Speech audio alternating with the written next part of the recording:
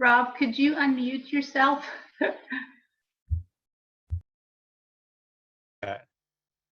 Thank you. I'm unmuted now, I'm pretty sure. Okay. Thank you. Thank you. You guys are waiting for me to do that, huh? No, it's okay. So I wanted to talk about this pond here at the Huntington Library in the Chinese garden. And, you know, if it's a great place to go, if you just want to go and draw by yourself. I mean, of course, you might get people looking over your shoulder, but, you know, most people leave you alone. There's a couple of secluded spots too where you can sit and.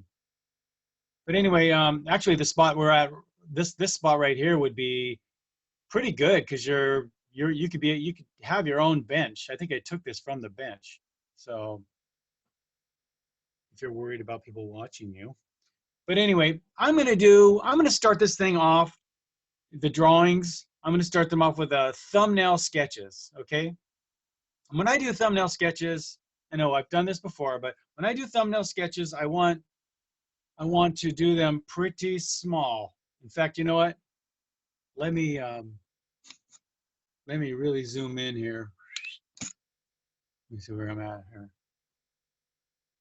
I want to do this kind of small here. But I want to make them about, you know, that big or so. There's my thumbnail, just so you know. Maybe I can make this bigger. There. I think that's as far as it zooms in. These are pretty small. All I'm thinking about here is arrangement. So right away, you know, if you might want to actually draw yourself the rule of thirds right through your little thumbnail sketch, just to get you thinking. That's all it does, just to get you thinking. Okay, so we have the mountain, and I'm just going to see it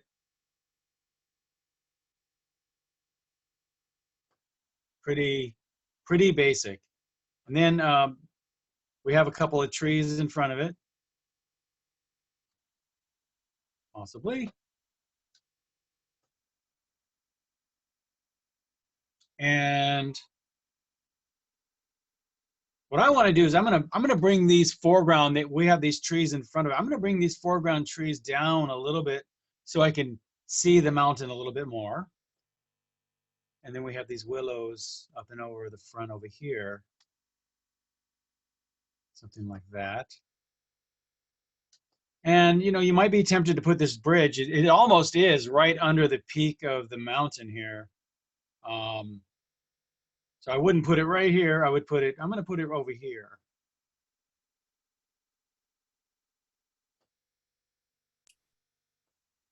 And then the water line. And then everything above the water line right here will be reflected down below into the water line too.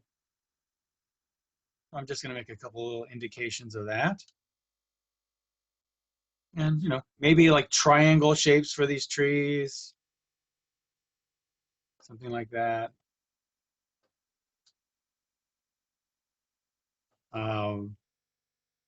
This tree has a little shadow. This tree here is casting a shadow this way. And the shadow goes down onto the vegetation below and actually onto the water itself here. And there's other things. Casting little shadows. And this all gets sort of reflected down into the pond. Now what I've done here is I don't think I have enough. I want to see more water. So I'm gonna erase out my bottom there and pull my frame down and make a little bit more issue out of the water. We've got these two big trees reflected in there.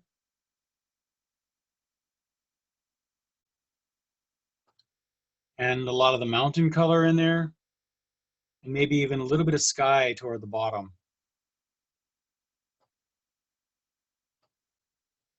I like it. One thing I don't like though is that my water line is kind of near the center. And that just happened because I extended the border of my page. I know that in the picture itself, I don't have as severe of a line, so it might not make that much of a difference. But I think what I'm going to do here, just to make one a little bit more, I think I'm going to chop out a little bit more of my sky, bring that down a little bit, and then I'm going to extend the bottom a little bit and get even more sky in the reflection. And these are just decisions I'm making on the spot, on the fly. I certainly could just do that right in the piece as I'm drawing the piece. Oftentimes when I'm out doing my own thing, I won't make thumbnail sketches and I'll just go for it in the watercolor. This just helps to clear you up and give you a kind of a roadmap, if you will. Yeah. So now now this isn't dead center. So this is a little higher than center, and it's almost center though. And I'll know that when I make the final piece that I want to extend this bottom here a little bit so I can get more water out of it. Because I guess right now I'm just feeling like I want more water out of it, you know? That's what you do. I don't know why.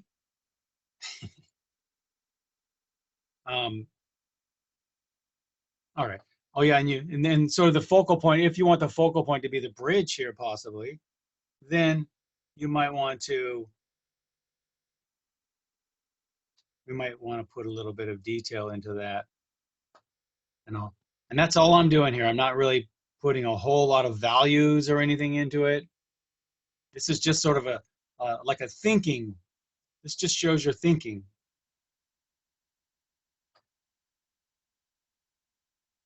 And I could do definitely 3 or 4 or 5 of these. Sometimes I'll do, how would it look if I did like maybe a little horizontal one? Let's see, can you see that? Yeah. What would happen if I did a little horizontal one? Maybe, but I'm still wanting more of the bottom. So I think this might be the way to go. I may do 3 or 4 or 5 of these. By the way, oftentimes you can take care of a lot of this with your camera. You can frame it with your camera, and you can't do all of it with your camera, but you can get a pretty good idea of what you want. So I think I have a pretty good idea. Here, I'm going to put this up to the side here and draw in a larger, more thought out, I would call this a rough sketch. Oh, I'm going to shoot this out a little bit more. Let's see. How's that? Yeah. More of a rough sketch here.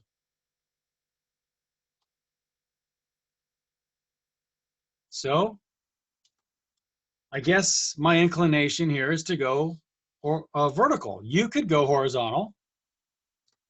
You don't have to do exactly what I'm doing. But, you know, so thinking about my little, I'll put that over there. My little guy right here, I'm going to go ahead and put my mountains up pretty high. Over there. We got a little guy there. And something back there. And then if I could think of these 2 trees right here, I don't have to put both of them in. If it's too crowded. So even in this rough, I'm still making some big decisions. I think I will put it in. Let's just put that in. I don't want to get too crowded in here. Maybe that was a good reason to leave one out, huh? Maybe I'll just put one in. You see all of this thinking we're doing before we even get to the watercolor. And this goes pretty fast. Okay, so right there I have a kind of a big round tree over here. And then I had these other trees in the foreground here, which I wanted to really pull down and make a little bit more issue out of the mountain, because I love those clouds coming down below the mountain. All right, there. And then we have this little willow over here. Okay.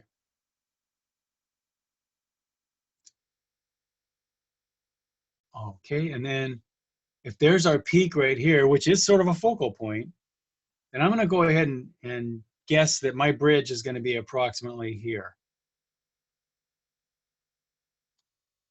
And give it some attention. It's going to be your focal point. It doesn't have to be your focal point. You could have it being like a supporting focal point and have more, more of the detail be on something else. But I think that's pretty obvious focal point there. And it's not dead center in the piece. It's a little close to the center.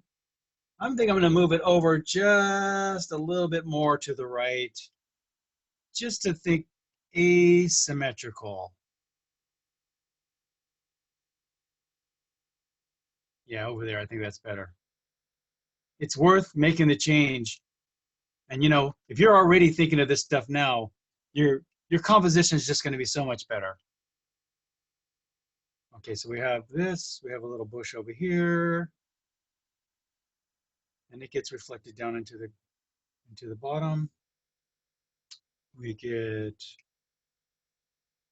another tree, some bushes, and they all get reflected down into the bottom. Now, I'm going to take a lot of this into the water, and I'm going to take my bridge here and just see it in reverse down into the water. Somewhere in there. And if you'll notice in the water, it may get distorted. So this distance from here to here in the water may be from here to here. You can see that. I can zoom in on that a little bit more.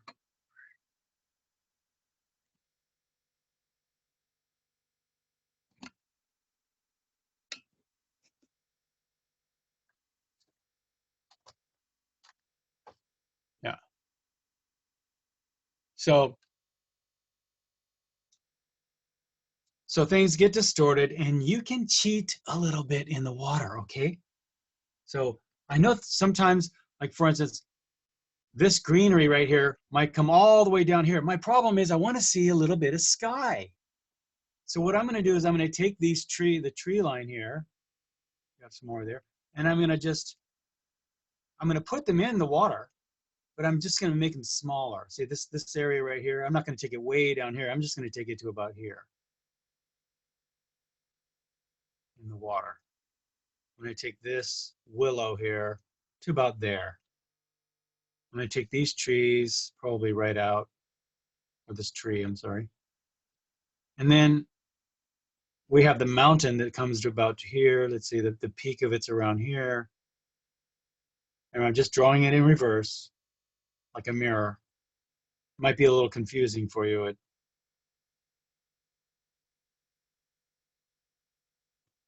this way I get some sky out of it.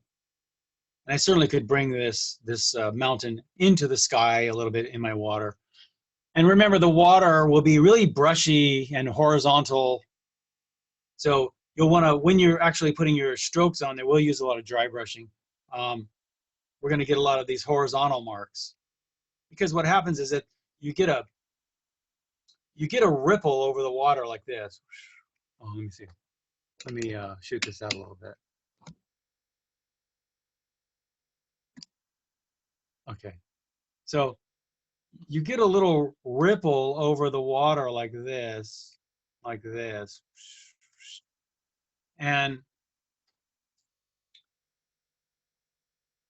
it creates a little distortion. So some of the sky here goes into some of the bushes over here. and back and forth and back and forth and back and forth. And so you get this like zigzaggy pattern that goes along the edges. And if you have a little bit more of a wave, it'll create more of a distortion. The less of a wave, you'll get that kind of glassy look. It is pretty glassy, but there's a little breeze on there, I can tell. So you just want to think about what the waves are doing. The more ripply they are, the more they'll reflect all kinds of things. Like the top might reflect the sky. This side might reflect, or I'm sorry, this side you might actually see right into, right down into the water. All right, and so there's all kinds of things because you've taken a mirror basically and you've rippled it.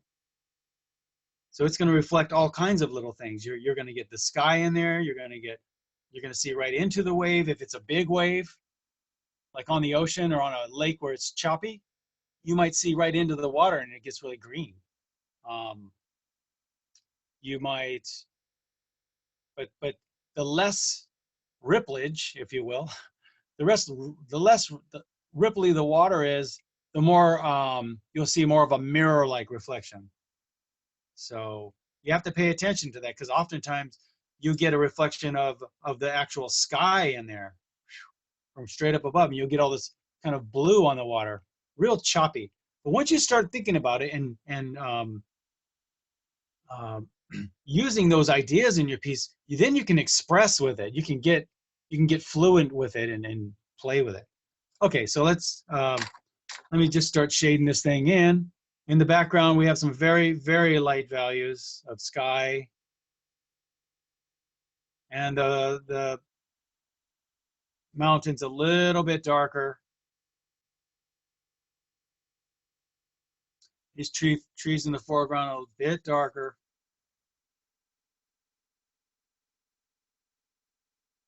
Just using the side of my pencil.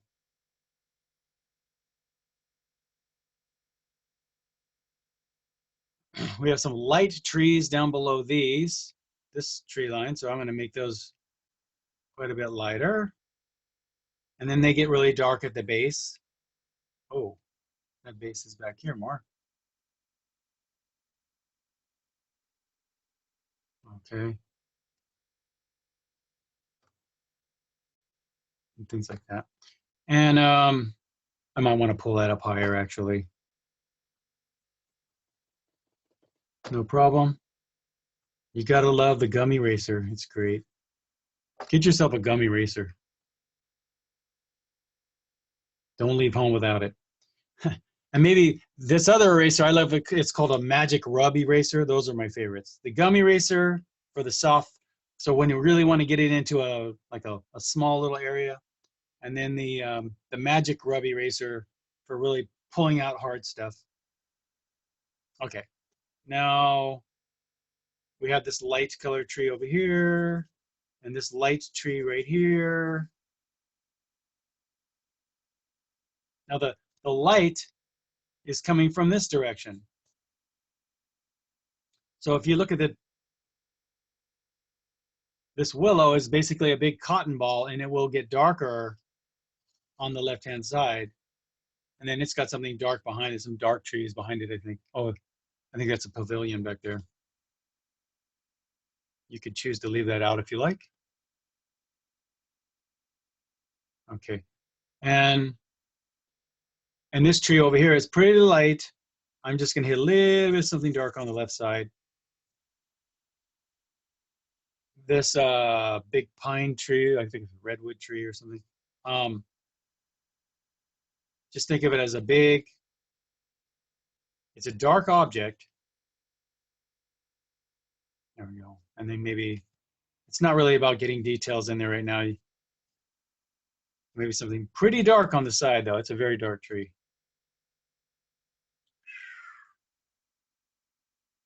We got some very white rocks on here. I'll leave them white. And then we got a couple of bushes, just round bushes. You've got some value to them, and maybe a little bit of something dark at the base. This right here would be the reflection of it right here. This is the water line.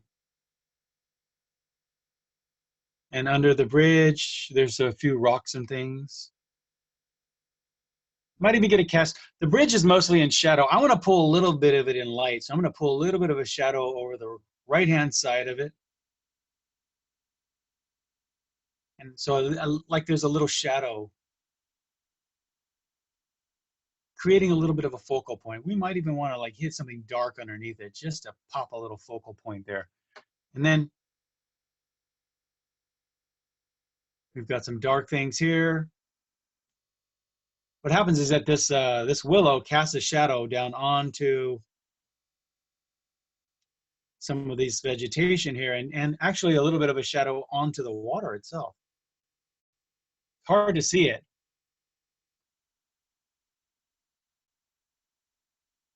Okay.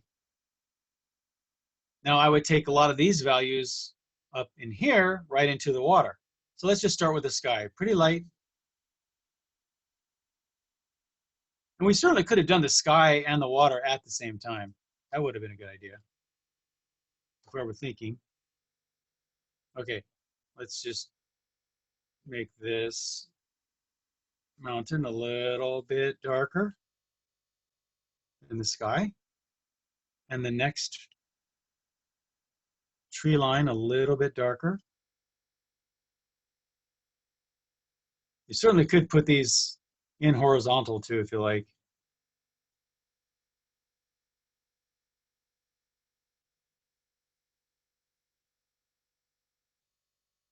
This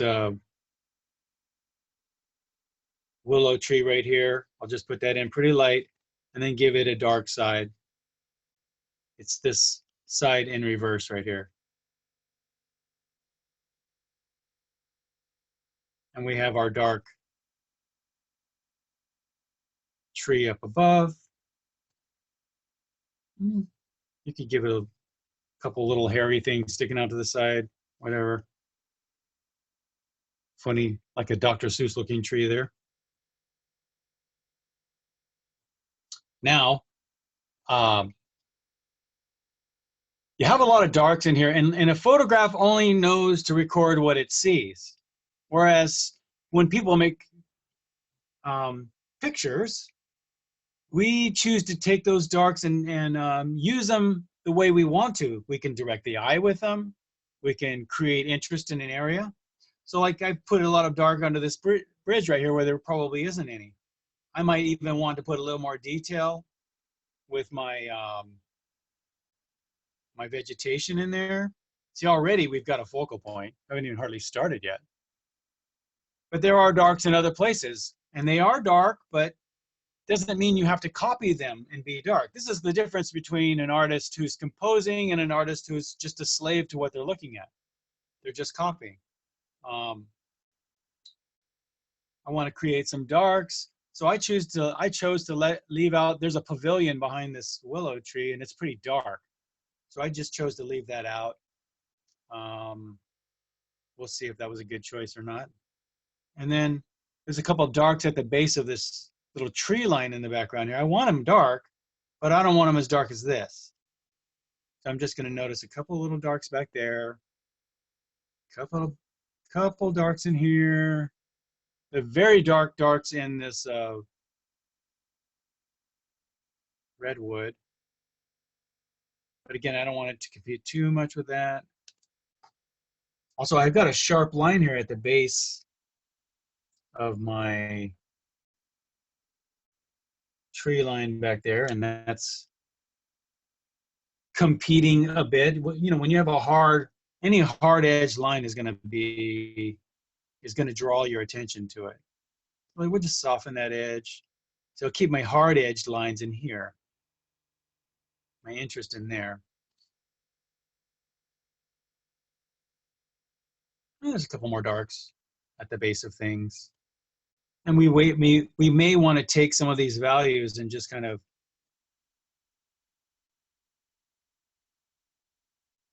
pull in some little horizontal marks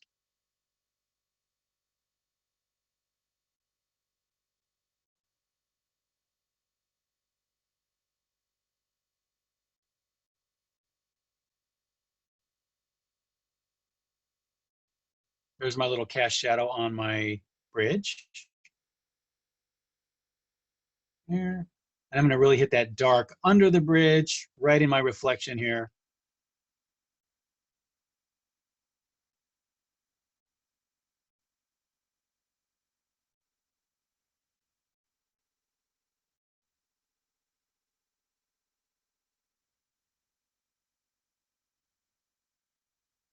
Really, hopefully creating the eye, keeping the eye in there.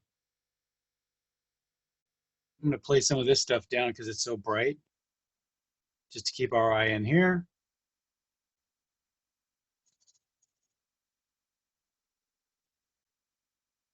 And I'm using the side of this willow here to keep your eye in. Keep your eye in.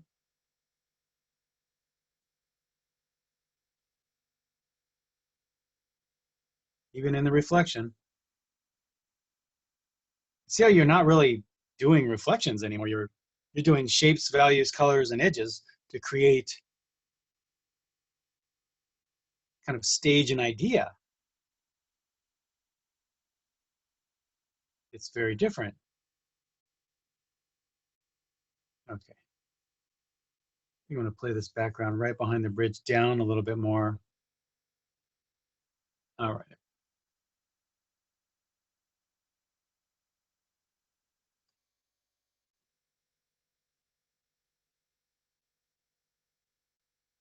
Okay. All right. Certainly could hit some little pockets of dark here and there, but I think that's pretty nice. Pretty decent. Okay. So there's my roadmap. I got my thinking. I got my roadmap. All right. Let's paint. And I'm going vertical with this. Oh, wow. Wonder if I should do this. Well, I don't know if I'll get any more out of it this way. Let's see.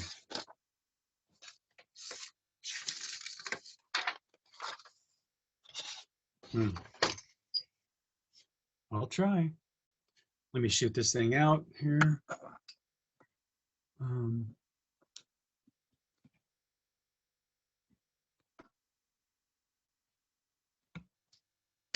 Now, I wonder, are you seeing more this way? Oops. Let's see. Maybe not.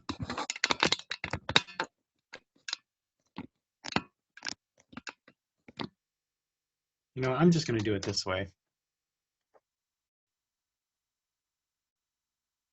And let's see here.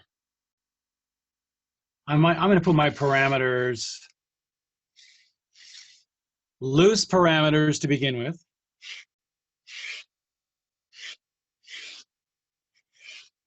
That's good. The bottom there. Okay, that's good.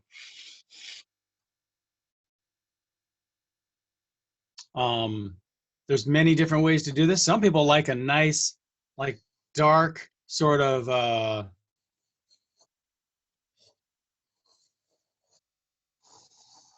line like that to start off with. You don't have to do that, but you'll see it has a look to it, especially when you take the watercolor over the line and sometimes it comes under the line. You get this really organic look. The presentation of a watercolor, there's many different ways to do it. And it can just be, it can really make the piece, just the whole presentation of it. So let's see. Let's start off here with our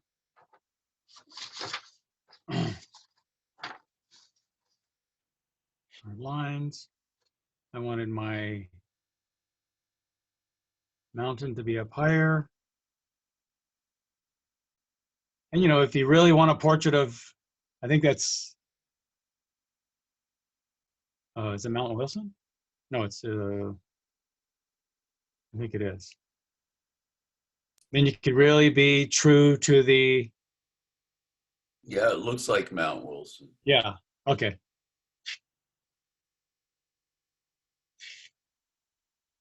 Approximately there will be my tree. And in the beginning, I just want to rough out what's big and basic in there. Then I'll get into some details. So you may be tempted to want to put some detail into the tree and all that. Watch how I do this. I want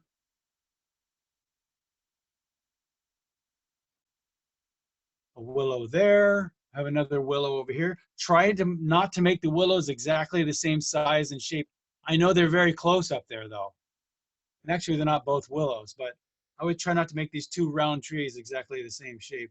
I'm just going to take this one in a little bit lower and a little bit smaller. All right, there'll be my water line, a little below center, approximately in there. I want my bridge to be off over here.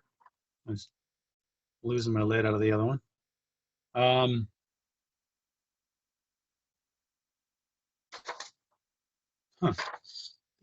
think I want to make that bridge a little bit larger. Like about like that. Yeah. It's not as arced as I'm making it, but I want it to be arced. If you want it to be arced, make it arced. Look to the center. You think it's pretty centered? Well, I don't want it to get too close to this, but maybe over here. yeah. All right, let's see. Let's see.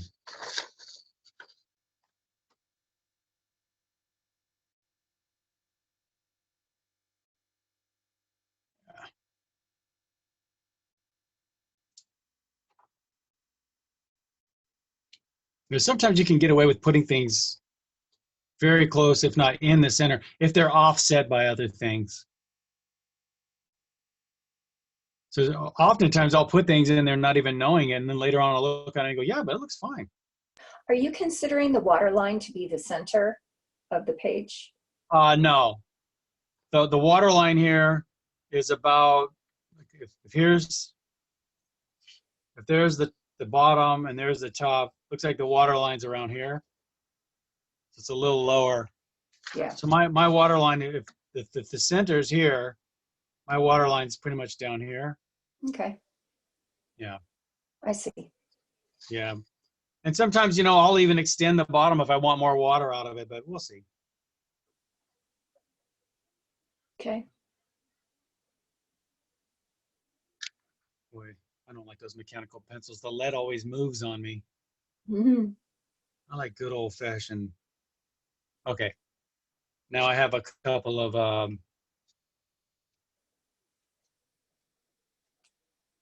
bushes and shadows coming down here onto the water. Just loosely putting these down here.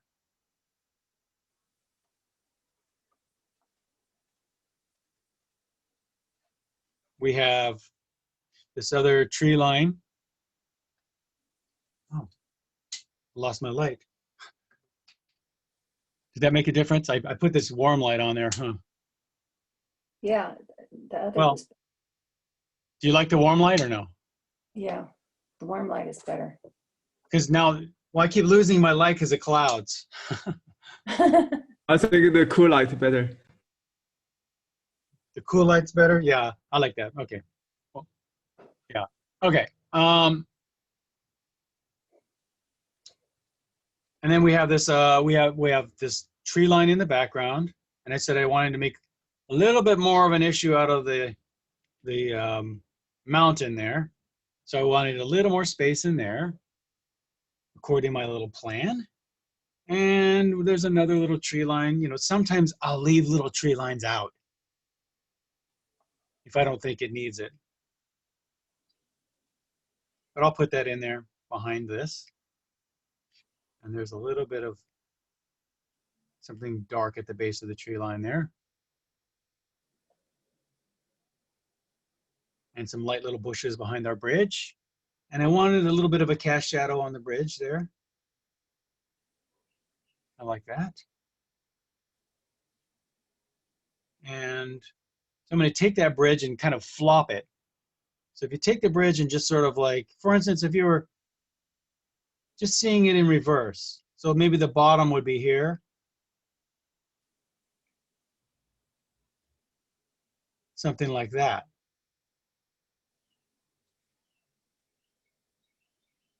And just remember, it might not be perfectly round because I'm looking at all kinds of little distortions in it. So it doesn't have to be perfect, just roughly about the same. You can get away with a lot in water. Believe me, it's so fun.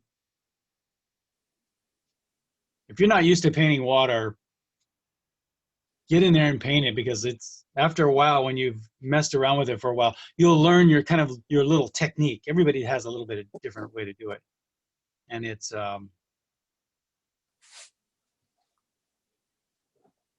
really one of the funnest things to paint, because you're painting water with watercolor.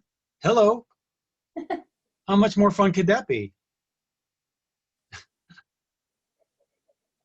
All right, now, I know I have the mountain really high over here, but it's weird because when you're looking at a mirror, which is the water, right? When you're looking at a mirror, the angle isn't exactly the same as when you're staring straight at it. So you may get a little bit less. And you could cheat it a little bit, okay? You could just cheat it a little bit and pull the mountain down so we can get a little bit of sky in there. That's my idea. So I'm gonna pull my mountain down to about here, pull that tree all the way down into it. I'm gonna pull the mountain down to about there, and then this round, what do you call it? Like willow tree into there, somewhere into there. Those are my rough lines. Now, oftentimes I'll just get to painting a little bit more, but if you're wanting a little more security in your drawing, maybe come back in and outline what you want your tree to look like. I'm making mine a little bigger, a little bit more prominent. Something like that. I'm just looking for a little, like just kind of a silhouette. Now I have these two balls right here that are they're just, until you get into the edge of it, it just looks like a ball. So maybe give that a little love, in and out. You got that tree right there, and you've got this sort of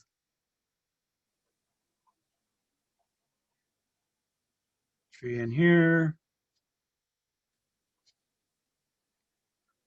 I want it hanging down a little bit. See it hanging down a little bit. You could do that a little bit more, but just remember, when you do it in reverse, it hangs up, right? So these little things go upward, and they're not as nearly as detailed. You're just looking for basic colors and values when you do, when you do the water. Okay, now I'm going to take some of the contour of this and just kind of pull it right up into here. And I just want to know that I have tree here, sky, and mountain.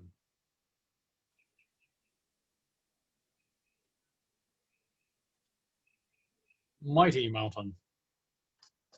And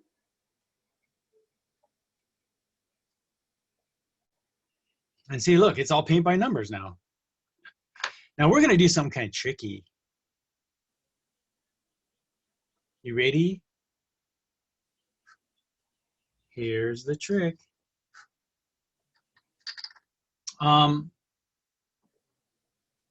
Let's wet the page first with just water.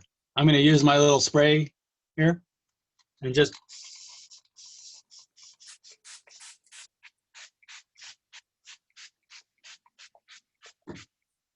get it nice and wet. Maybe take a brush over it. No, are you flat, or is it tilted at all? Mine's tilted a little bit. Okay. And I just use the brush to spread it around. If your paint comes over the edge, that's great.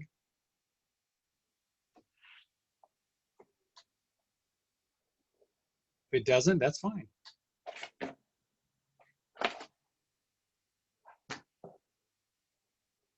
I'm going to take a little bit of ultramarine blue here and just go. Now watch, it'll go right into my mountains and right across the edges there, and it's okay. Like that. But here's the cool part, right? Take that sky and take it down over here into your bottom of your piece too.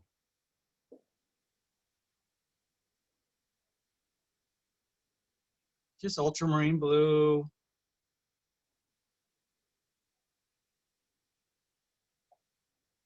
And then you may want to hint a couple little other colors in there. Maybe a little bit of violet. Just add a little touch of magenta to it. Little touch of magenta here and there. There we go. A little lighter. And it'll go right into your mountains. I want the mountains to be, they're obviously a lot more magenta and a bit darker. So let's make those darker.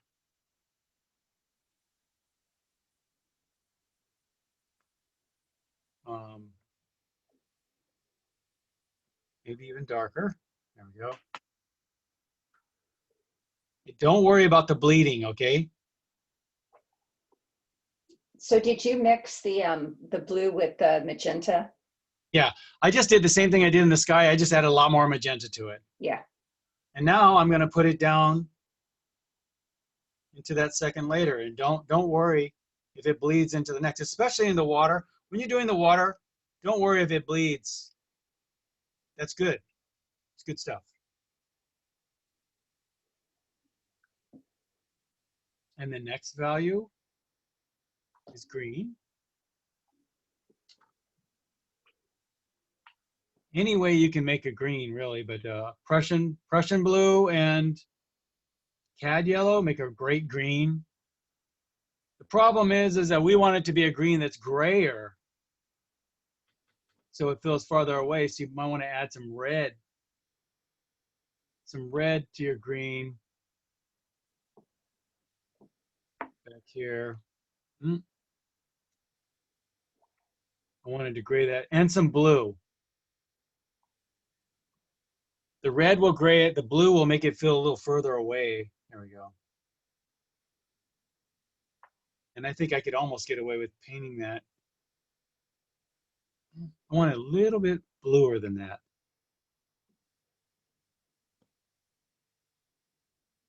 I'm just adding blue to it. Yeah. Did you use lemon yellow?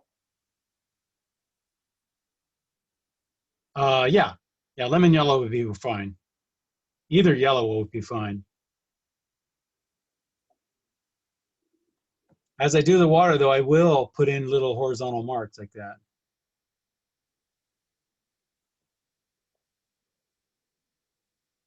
Now the problem is my water's starting to dry. I mean, my paint on my page is starting to dry a little bit, so you can rehydrate it. If you spray it, this stuff will go all over the place. So I would suggest just putting a little bit of water with the brush.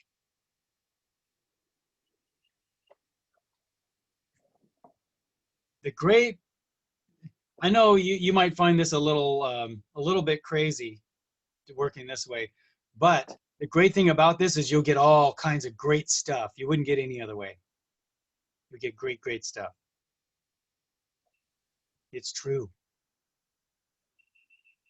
I still want those a little bit bluer than that. Yeah, there we go. I'm hinting of just a little bit of blue into that. I'm going to hit them back here too. That really went into my mountains there. Take a little more violet into my mountains there.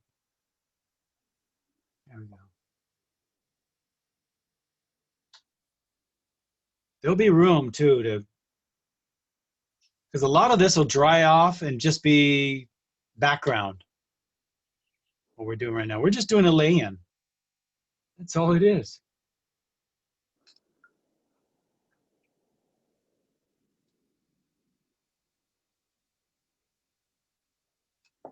in the wet land. I'm gonna come with, there's some yellowy bushes in front of these bluer bushes in the back. I'm gonna hit those. I'm just gonna bring them right behind the bridge. Just gonna keep it easy like that. Just really easy.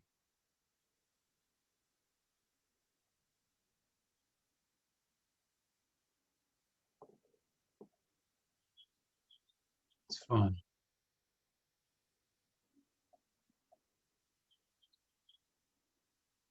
Sometimes too, I'll get my page and, you know, oops, use gravity to get it going the other way. Do what you have to, you know. You do what you have to make it work. Okay, so now we're more up into the foreground, and we've got a whole lot of land done really fast.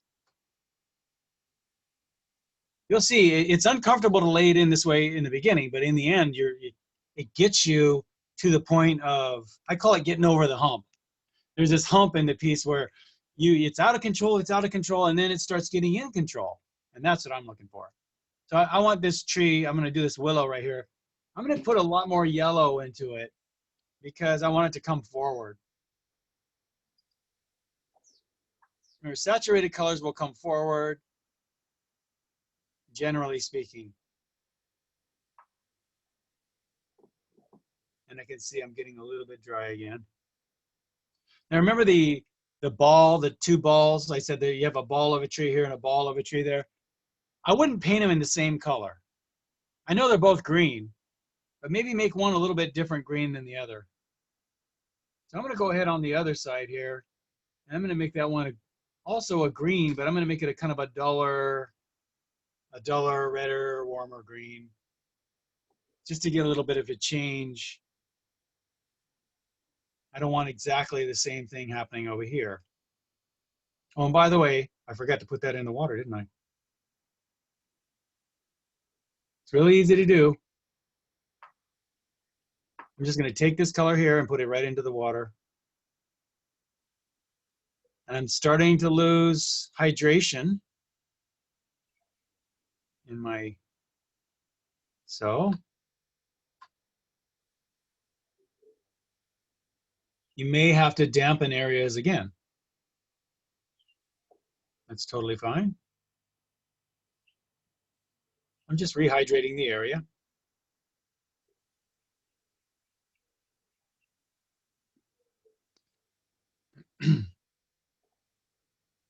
Don't worry if it looks blobby in the beginning. That was my nickname growing up. Whoosh. It was Robbie, then it went to Blobby. I was the king of the finger painters. That's what I was. I used to finger paint till I couldn't see straight. Okay. All right. Give myself a green tree over here. I think it's a little redder than that. But, whoop, that's a little too red. Sometimes I like that. Oh, I'll shoot that in there. Sometimes you'll put something in there that's not quite like what you wanted. Sometimes it's actually better. And you leave it.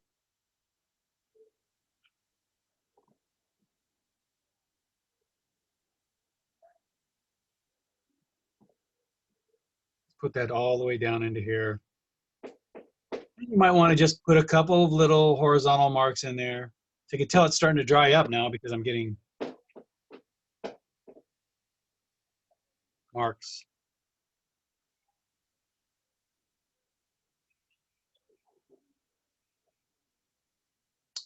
Okay. We have a yellowy bush here. Slow down just a touch, would you please? I can't, Ah, because then it dries. I know. I'll slow down here. Hey, keep going. I won't jump ahead though. Let me get this thing laid in and then I'll just stop. Yeah. Now, I kind of put this stuff in there. I want my bridge reflection to be nice and bridgish. So I'm going to, I just dab that up a little bit. Pretty much done with the lay-in. I'm just going to cover up a couple of more little areas over here. See, now we got it kind of stained in there.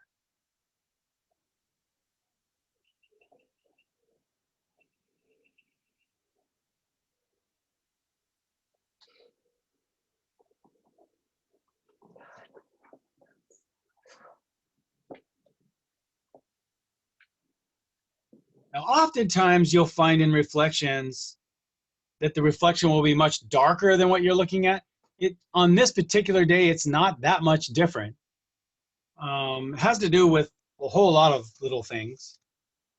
It has to do with the angle you're looking at. It has to do with how ripply the water is. It has to do with how much gook is in the pond. You know, if it's really dark and brown, you might have a darker reflection. But what we just put in here are called the local colors, okay? Just your general, basic colors.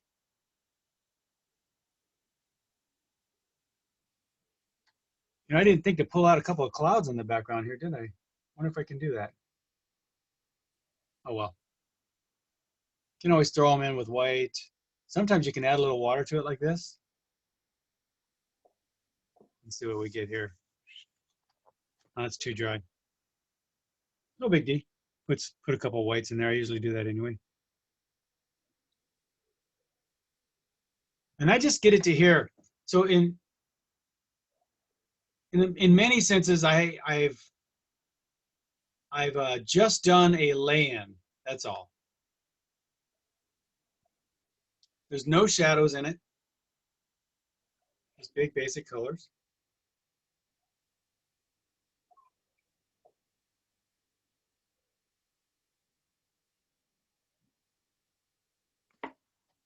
I'll be back in a second.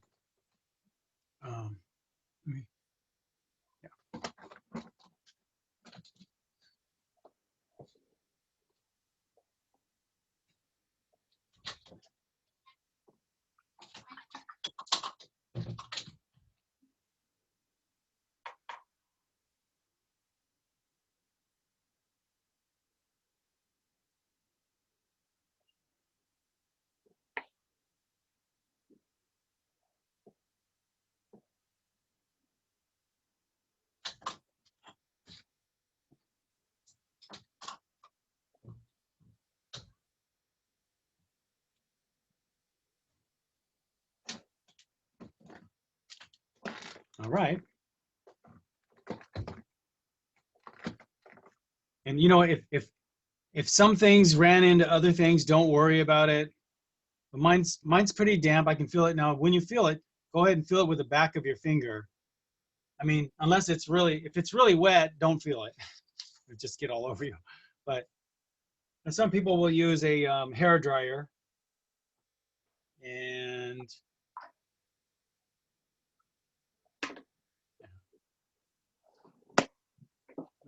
some people might, I mean, it really depends on you.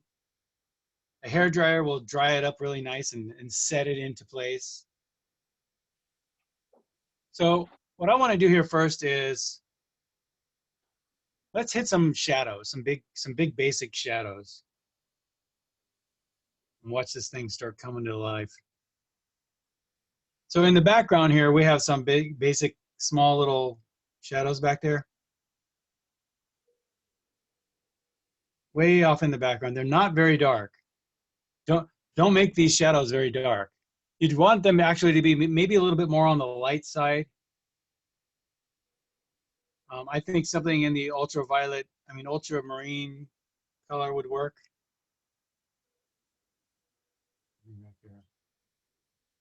And also remember that's going to dry lighter, so. Just a couple of those guys. And then what you might want to do is in your reflection, just everything you did up here, take down here.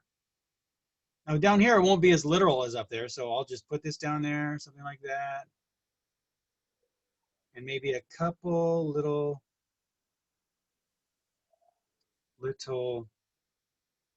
horizontal lines.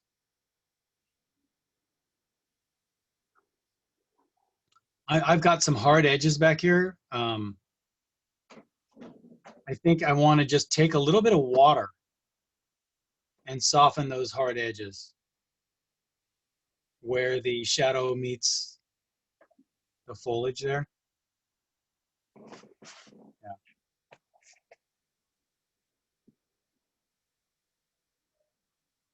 Just very faint. You don't want to make a big deal out of it because it's not a big deal. So much of painting is like that. I mean, some parts are really intellectual and some parts are common sense. Like, don't make a big deal out of it if it's not a big deal. I could say that to my daughter sometimes.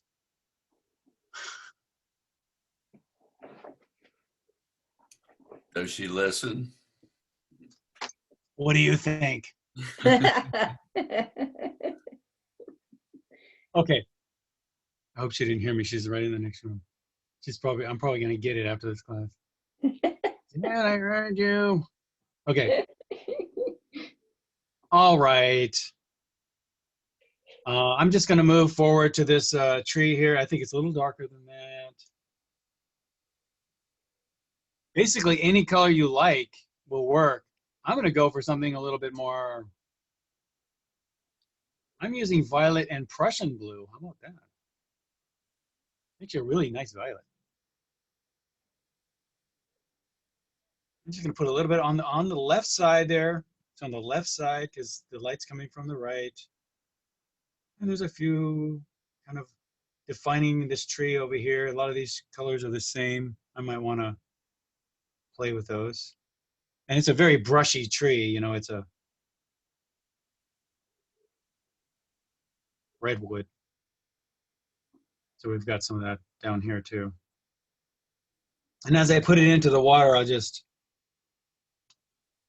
play with the edge, back and forth, back and forth. Yeah.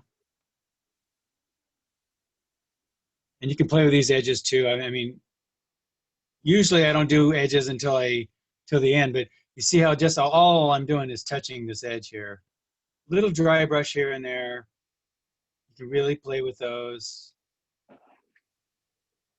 Get some gorgeous edges.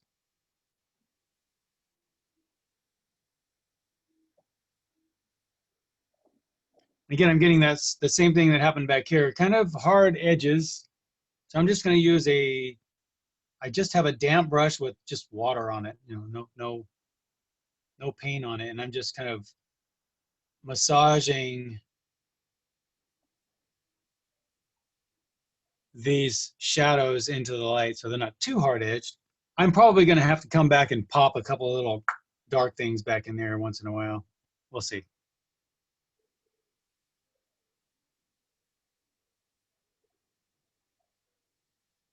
Maybe play with some edges. That's the fun part. And don't get it too much into the edges now. I just wanted to kind of let you know. Okay, now we have also on this big tree here, we have a big giant shadow. Okay, think of it as a ball. Think of that tree as a big ball. So what I'm going to do is, now that I have most of the shadow in, see I'm using this sort of dry brush stroke? See? Doesn't it fit the tree? See? And they kind of pull down in a vertical manner, so I'm going to pull down in a vertical manner and get the willowy look. See? So you just fit the stroke and the technique. In this case that we're doing dry brush, you fit the stroke and the technique toward whatever it is you're doing.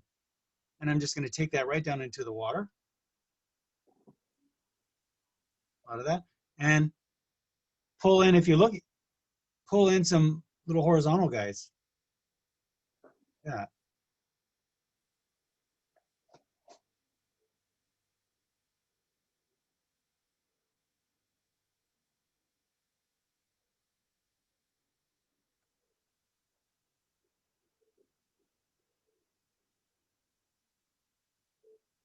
Again, Henry, these brushes, this brush is absolutely perfect for this. How about that? I'm using a Chinese brush and I'm painting the Chinese garden. No, but honestly, Yeah, It's that a- was the General Wang's calligraphy brush. it is. It's my go-to brush. I mean, look at this thing. Look at the point on it. Look at that. I can't get that out of my Klinsky Sable. And then I can go to a big fat dry brush and just lay it down and get it like an inch stroke this way. I mean, it does what I ask it to, so that's all I care about. Okay. Rob, where Yep. did you, can you buy those brushes online? Yeah, Henry has a store. Yeah. Right.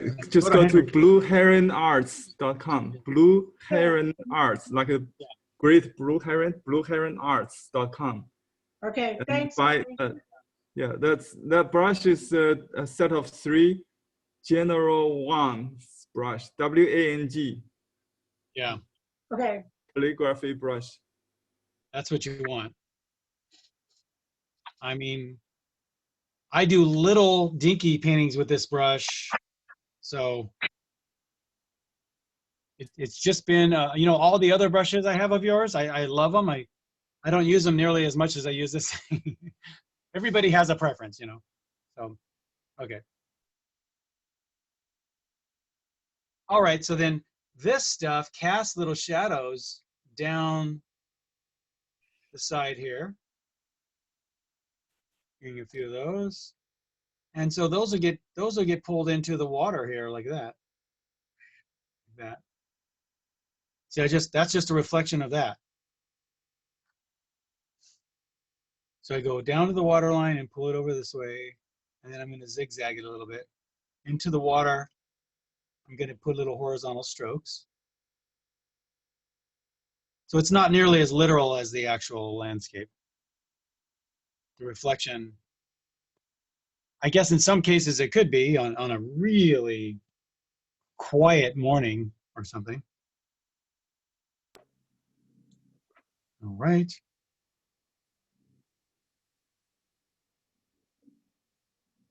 I want a really pretty shadow on my very light bridge. I'm going to go with a blue, just ultramarine blue, as if the trees are casting shadows onto it.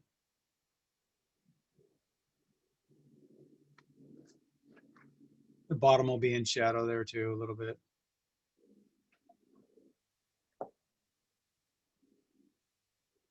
Maybe even something on the handrail. But I just want really, see, because we have a tight edge there, really pull the viewer's eye in. And I'm going to pop a little dark, just like I did in the sketch. See right there. And that just creates the focal point.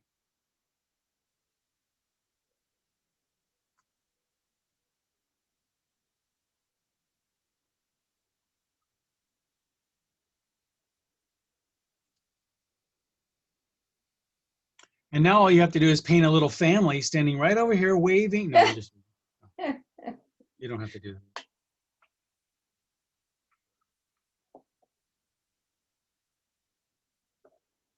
Okay. And just start hitting all kinds of shadows. I see shadows at the base of this tree line back here.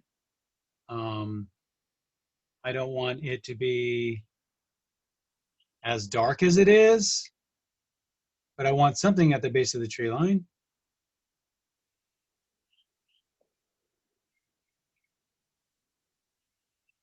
Maybe something a little reddish back there. I'm seeing some dead stuff, but I'm doing it to break up all this green.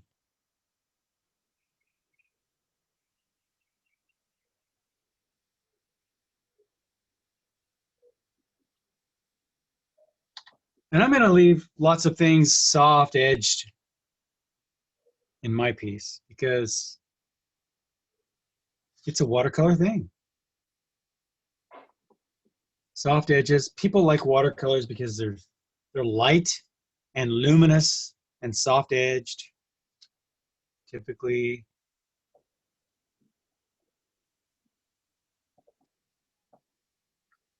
I like watercolor because of all the watercolor effects.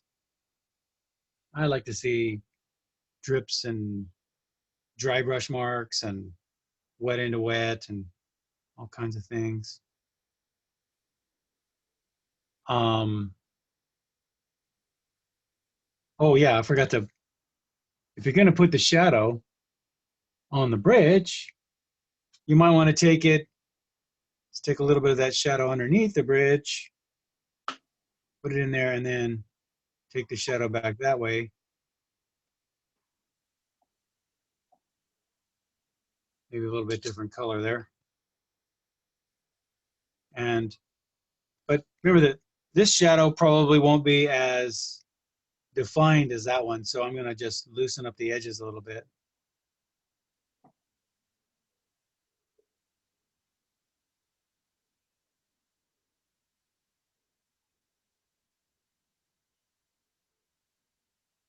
It's okay if it's not exactly the same color.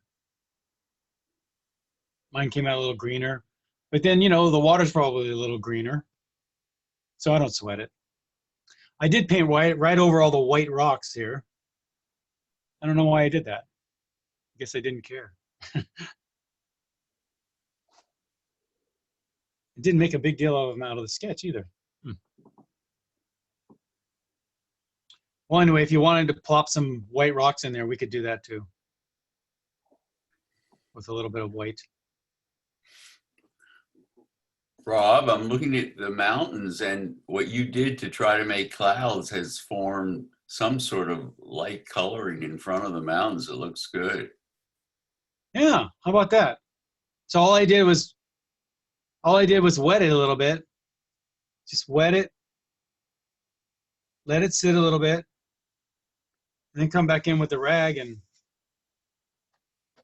hit it, stamp it. You stamp it. If you see anything out on your rag, you know, then you know it probably picks them up. Well, it did. It picks them up. So sometimes you have to do it a few times.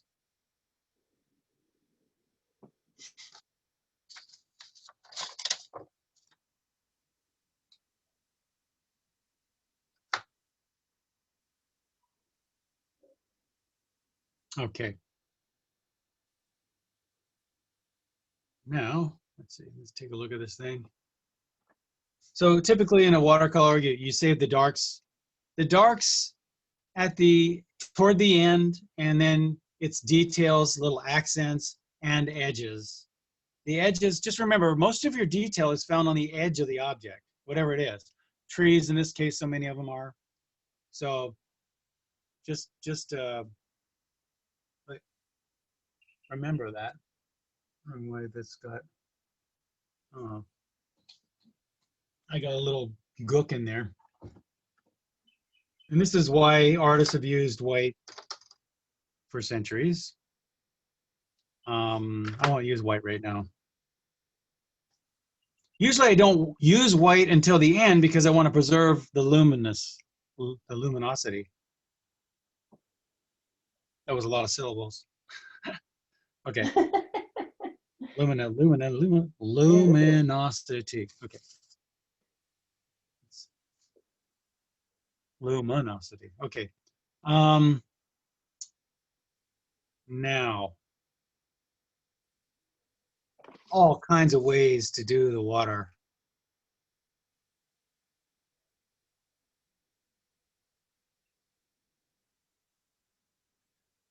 Just the key to doing water is just think about the edges of things. I got a dry brush here. You can see how dry that is. I'll put it against the white there. And I'm just going to take a little bit of this, pull it into that. A little bit of this, pull it over there. Same here. Just take the color that's down there, in this case, kind of a violet. So you're coming in with fresh paint. You're not spreading paint that's already there, huh? No, the paint's dry. Okay. Paint's dry. I'm just dry brushing. Some edges there. That's all. Few edges here and there.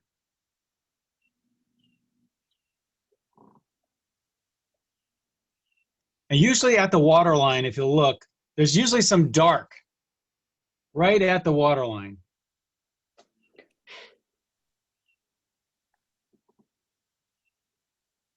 Any color you want, just get it nice and dark. Maybe a dark green or a dark violet. I'm using a violet. Just pop a couple of these little darks down at the base there. It just kind of level things out and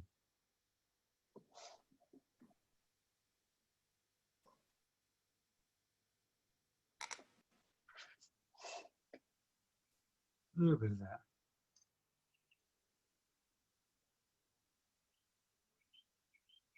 Blot if you need to.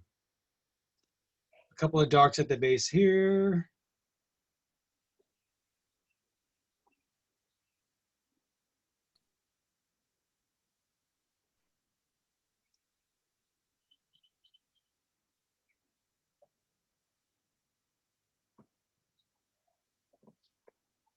Yeah, I think I need some white rocks. I don't know why I painted right over those. But here's a little secret. Now, oftentimes when I'm out painting on the spot, I'll just take a little clipboard like this. I have tons of them. I just pick them up at the dollar store, you know. So I have a ton of them. And I always keep a little white off on the corner, you know. Not on this one right here, but I have a couple over there that I do. And I'll just keep a little spot of white on there, and I just use it for making little corrections. But today I'll just put a little white right here. Can you see that? Yeah. So you can see just a little spot. And for some of those white rocks, I can just plop them back in just like this. Put it in pretty thick. If you get it too wet and soupy, if you get it kind of milky like cream, it'll dry much darker than what you put it on. If you put it on pretty thick and sticky, you'll get it very light. That's the same thing I say to get it dark too. You'll hear me say make it thick and sticky. It's the same thing. We're just trying to put it on more right out of the tube.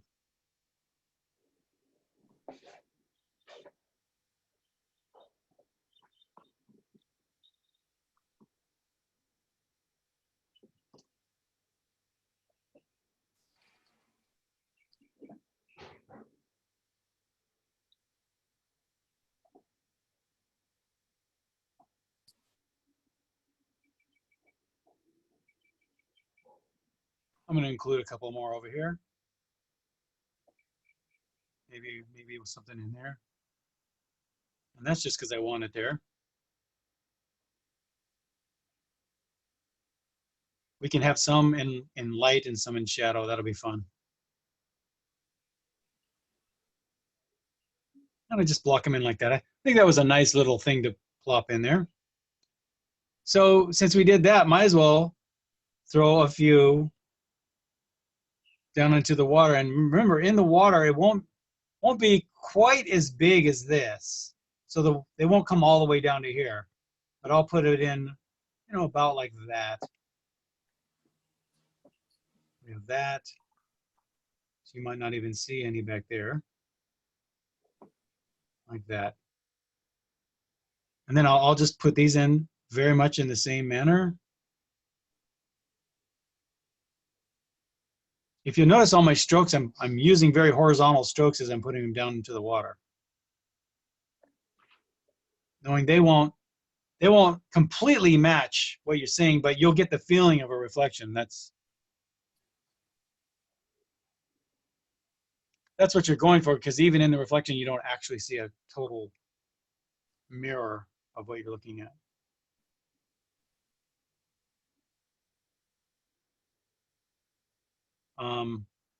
Mine's drying quite a bit darker.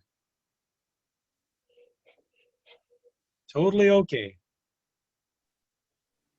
You know, I'm seeing some fuzzy little clouds up in the sky too. You know what? Here's a little trick. Just put them in there like that and let them dry. We'll put one going right behind the tree too. That's a good effect.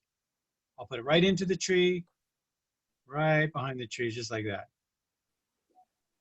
And don't worry if it looks kind of goofy in the beginning. I'll put a couple more down here too.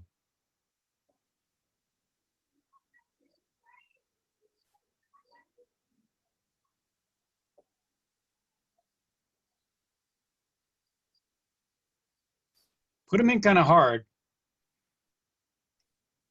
Oh, and by the way, there'll be reflections of them down here, right? So just a little bit in there. What we're going to do is we're going to let it dry, and then we're going to come back and soften it. So if they come out kind of goofy with hard edges, don't worry about it. We're going to let it dry. You want to let it dry completely, and then we'll soften the edges. And it's my favorite. Just a really great way to get clouds, but not the only way. And a lot of people say they don't suggest doing it this way. So, but I am suggesting you do it this way, or I wouldn't do it.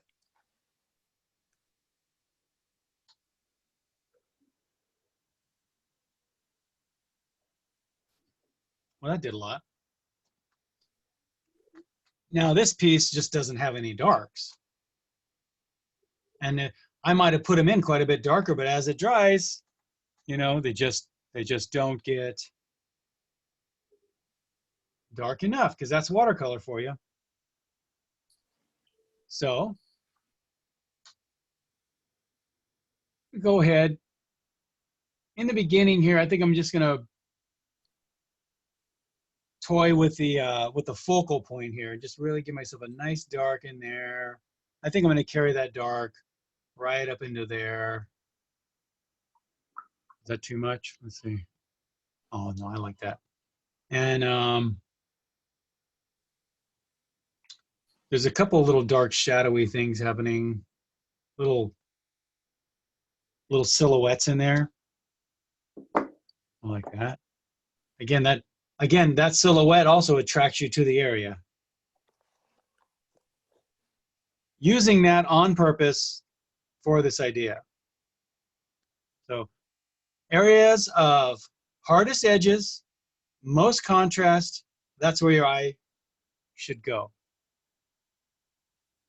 So when you look at a piece that's really nicely rendered and you see all this marvelous craftsmanship, but there's focal points all over the place, and it's kind of pulling you away, and you can definitely see the difference between an artist who does that and really knows how to tell the story, and other artists that are just completely unfocused, but they're just really, really good at rendering. They're basically, they're copiers. I call them human copiers. Human Xerox machines. I used to be one, just so you know.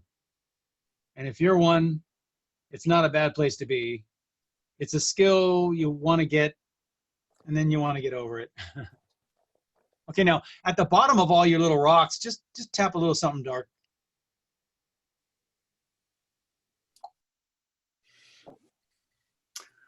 Rob, all those whites dried lighter, didn't they? I mean, less white. They picked up some of the background paint that you put it on, I guess. Yeah, they will.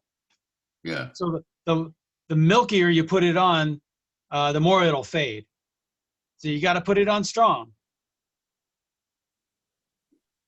Now here's a little trick too. You see my little white bridge? I have a little mistake on there. Not really a mistake, but with some black background sort of leaked into it. I can clean that up with a little bit of white like that. Just see? So white is great for accenting things. Like, you know, if you, let's say you're drawing a little street scene and you have a highlight on a rim or a light on in a lantern or something, it's a great way to just pop some little light in there. Okay.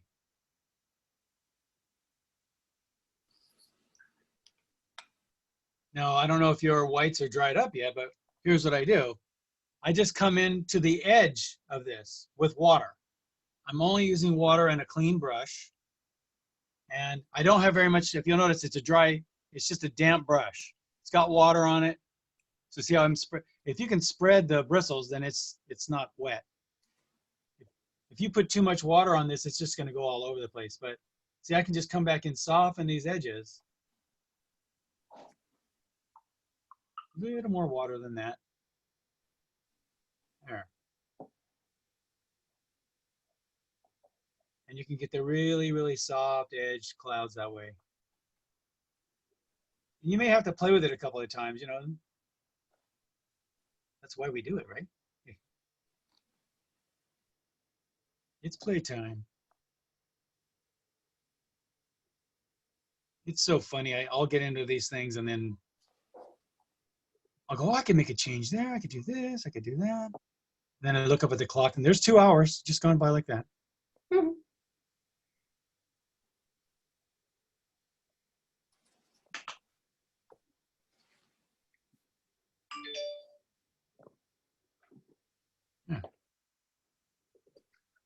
Just mute all those colors. I'm gonna soften these edges too the same way. I'm doing it more of a horizontal manner. Yeah.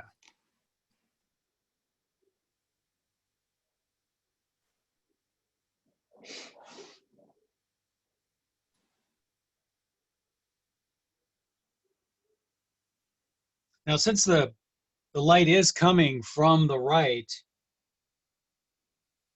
we're going to have little shadows on the rocks. They're off to the left side. Little shadows off to the left side.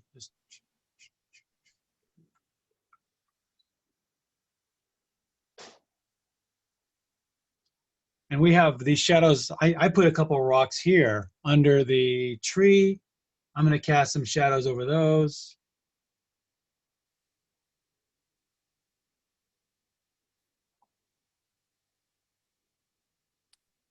There we go.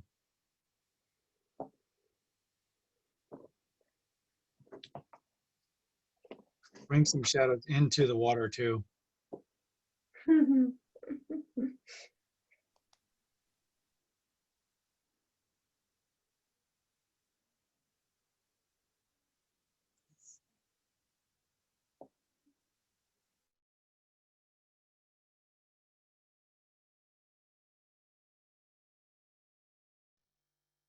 Unmute. Okay. Now I want you to go around. Here's the magic. Okay, ready for the magic? Here's the magic. It's the magic of watercolor. There's nothing but magic here. Come on already. But make yourself a dark, and it doesn't have to be black. You know, it just has to be darker than most of the things up there. And again, we don't want to detract too much from our focal point, but we do need some darks. And if you look into the trees and in behind things and whatever, you'll get these little things I like to call pockets, like that. See? See what that does? Pockets, like that. Okay, so bring them down into the water, but when you put them into the water, just put it on with a very horizontal stroke. Take this one down there, maybe something in there, but put it on with a horizontal stroke. That way it'll look horizontal. Well, I got away with words today, let me tell you. I'm going to take a little shadow behind the rock there. I'm going to pull it down into the water, horizontal, little pockets. You could use violet, you could use Prussian blue, you could use any dark you like. Usually a dark green on an already green thing can be kind of boring. So I usually try something a little bit different. Like how about a violet shadow on a green tree? It'll work. I'm going to come back and pop a little bit of dark into this tree here. Hopefully these don't detract too much from the focal points. Soften that edge a little bit.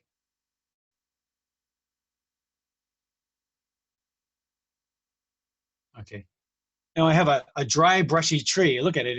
It's mint. This thing is crying to be dry brushed. So I'm just gonna go ahead and give it a little love around the edges. All I'm doing is just, I'm letting the bristles do the work here. Let me get a little more green on there. Actually, it is kind of a red or green, isn't it?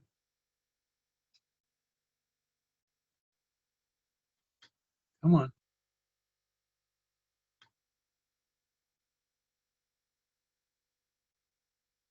Oops. Oops. Although I like that. Listen to that little voice inside of you, because you might put down a stroke and you go, oh, that's not right. And then you have this other little voice in you says, yeah, but it looks really good. You know? So what do? I say go with the voice that says it looks really good.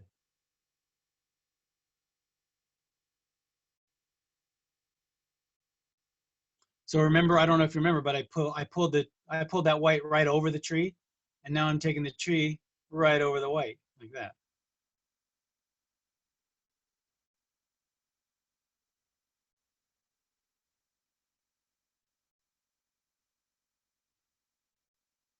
Probably a little easier to do in oil paint, but the principle is the same. All right.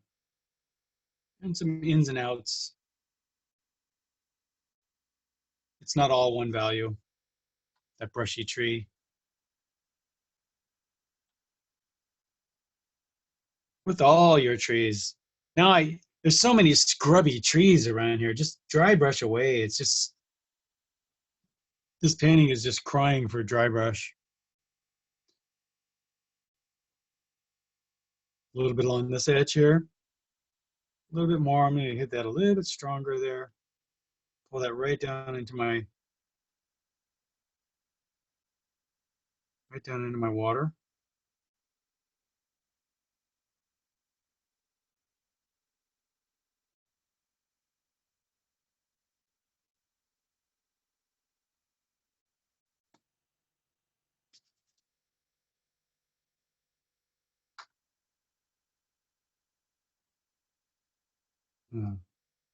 Soften some edges back here. Till we're getting to the end. So I'm starting to play with darks and edges and any sort of nuance or detail.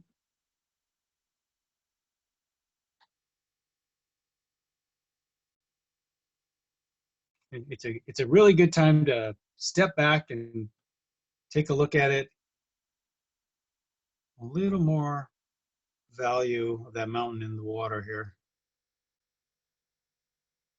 Then I'm just gonna take that and dry brush it back and forth. We're just disturbing edges. Think of it that way. Because that's actually what's happening.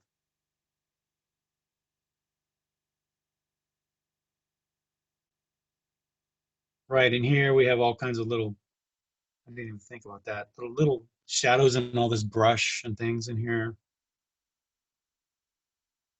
In the water, they just get lost into colors and values.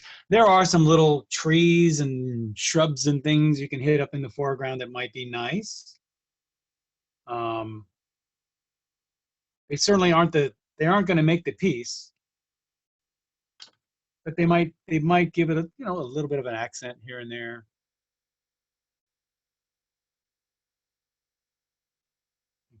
That's a little dark.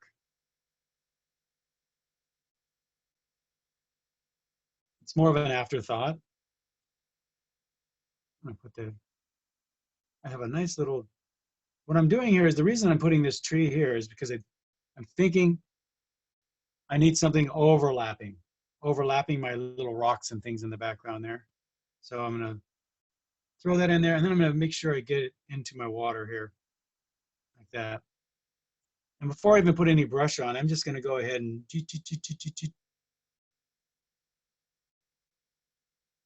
reflect it into the ground there, and then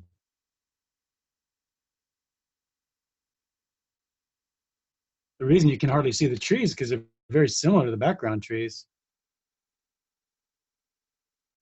I'm putting this on very thick. This is lemon yellow. See that? You won't see it much. You'll see it though. You won't see it too much. I'm going to pull it right down into here, right into my water. And then I'm going to get some horizontal strokes over it like this. Oh, I think that really worked. Wow. How about that? That's a little charmer. Oh, good. You know, that's what I mean. You got to listen to your little voice inside of you that says, hey, you know, you need something there, buddy. I'm going to throw a little shadow on you there, maybe a little shadow into my reflection. Yeah.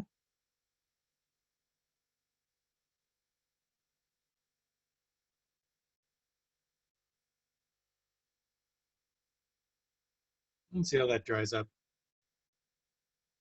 The rest is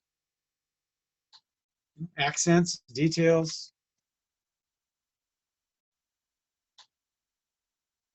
Shadows.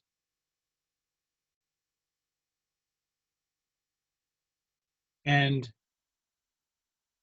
edges. Edges are such a big deal at this point. This is the time you really want to think about your edges.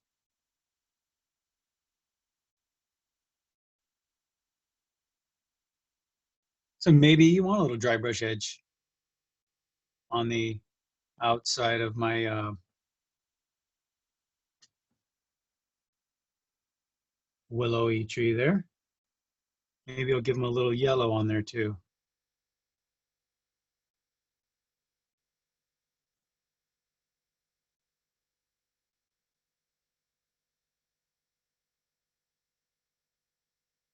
If you'll notice, that lemon yellow can get pretty opaque.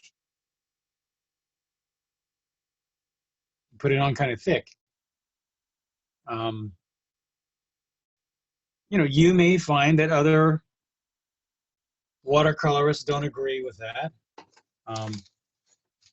You know, I didn't learn to paint from watercolorists. I learned to paint from looking at master painters because I was just trained academically. And then my instructor said, oh, you want to learn watercolor? Okay, you're going to want to look at Turner. You're going to want to look at Constable and, you know, all these. Let's go back to the 1500s and looked at Albrecht Dürer. And of course, you're going to want to look at all these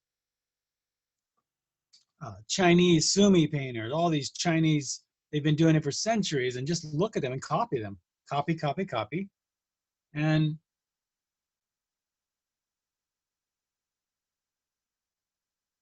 get your own idea of what you like out of it.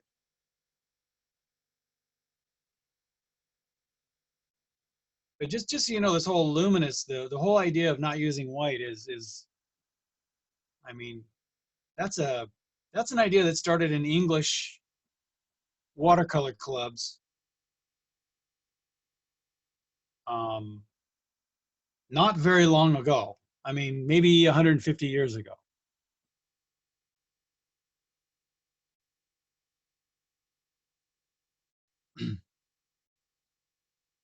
It's really an English thing. I mean, if you look at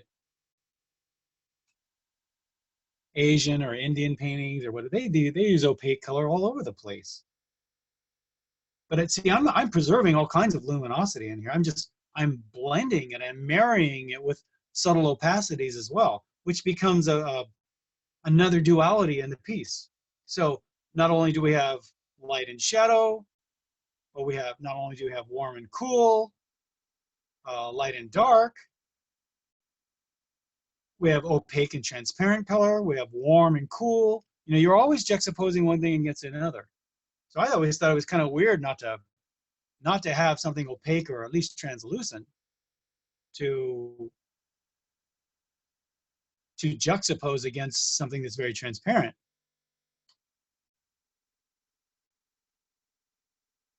It just seems limited. But I know those clubs that like to do it, so I could have just left out all the white and been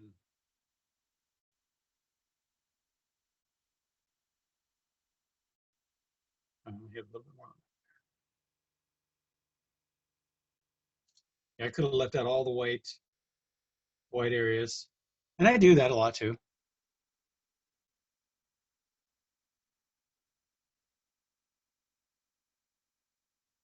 There, little pockets.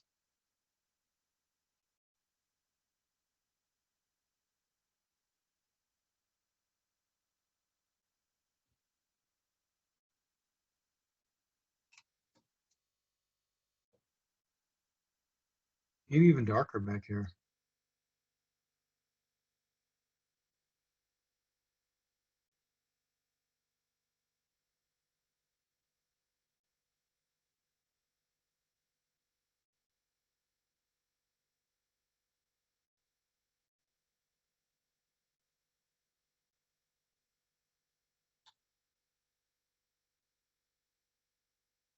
So you can, and by the way, with this white, you can just keep coming back into it.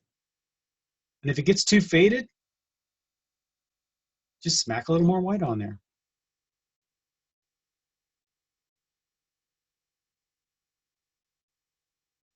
It's all about edges. Maybe I want a little bit harder edge between the mountain and the sky. Two different ways to do that. I could hit the mountain more lavender, or I could hit the sky with a little bit of white. But by the way, the more and more white you start using, it'll start turning more into a gouache painting. Just so you know, it's not technically a watercolor anymore. Technically, I don't care. You know, technically, I'll do anything it takes to make a good painting. You see now, I can differentiate the mountain from the sky there a little bit, just with an edge. That was with some white.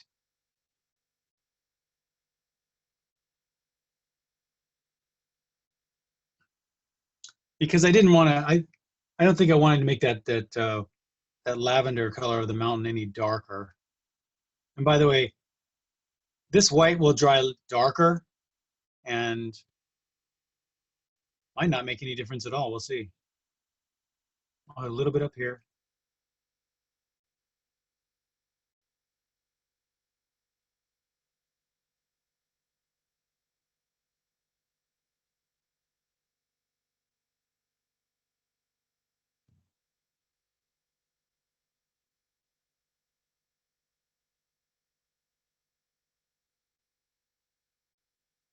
And so what I mean by accents is, you know, a little rock there, a little something here, maybe a little tree, another little accents of trees and things in the foreground can be really great.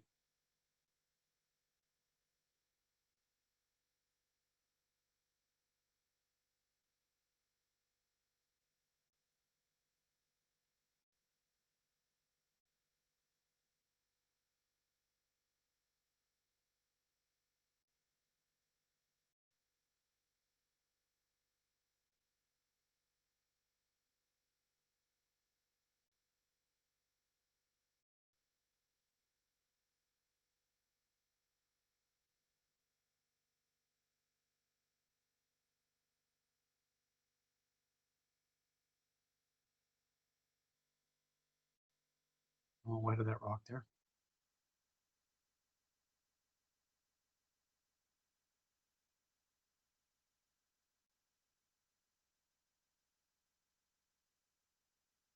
I'll try to blend it into the water. See what happens.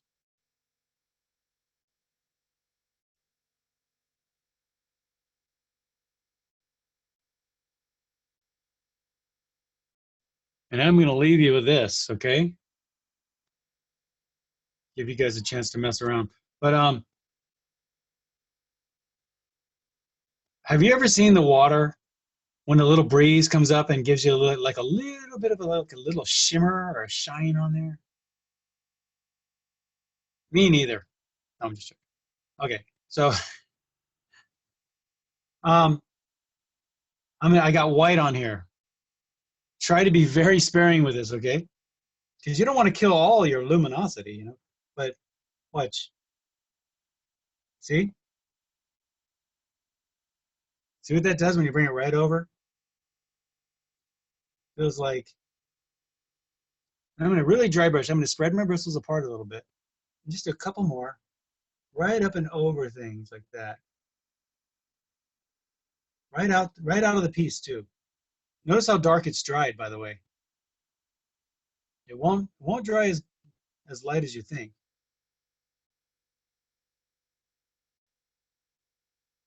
And just,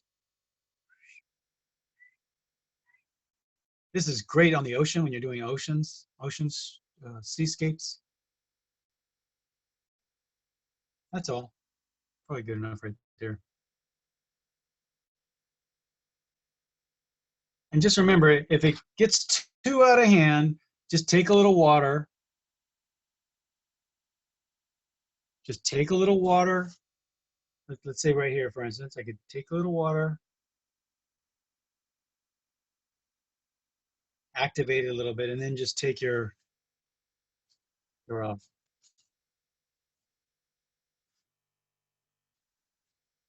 paper towel, and that should dry nice and light. And if that doesn't work, you can just throw it away and start another. No, I'm just joking. I've never done that before. Okay.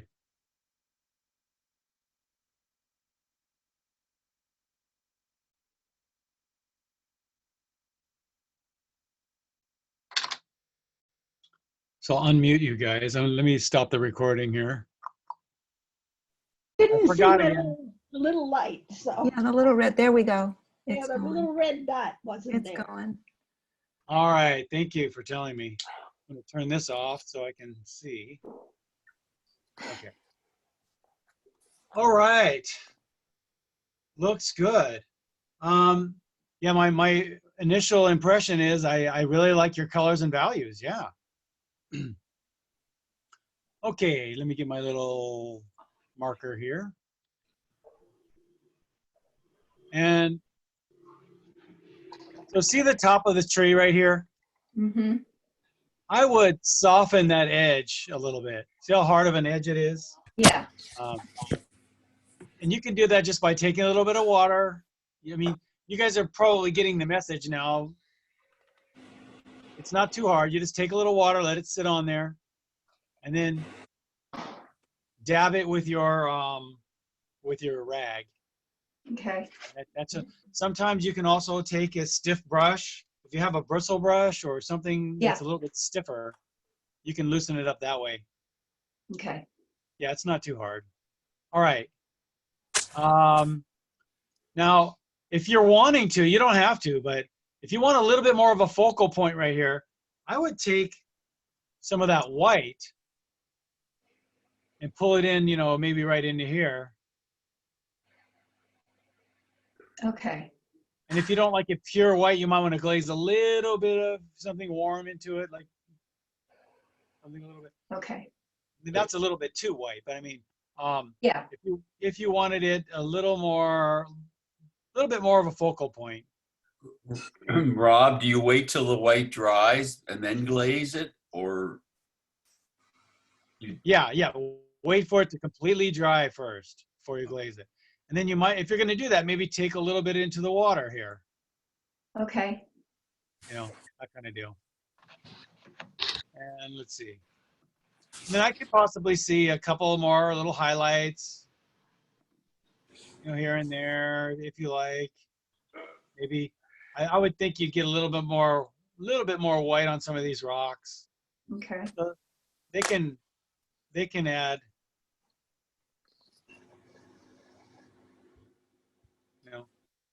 obviously those are too bright, but I mean, yeah, that Okay. idea.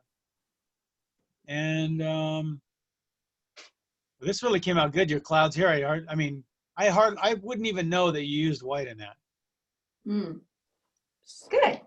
Yeah, that's the idea.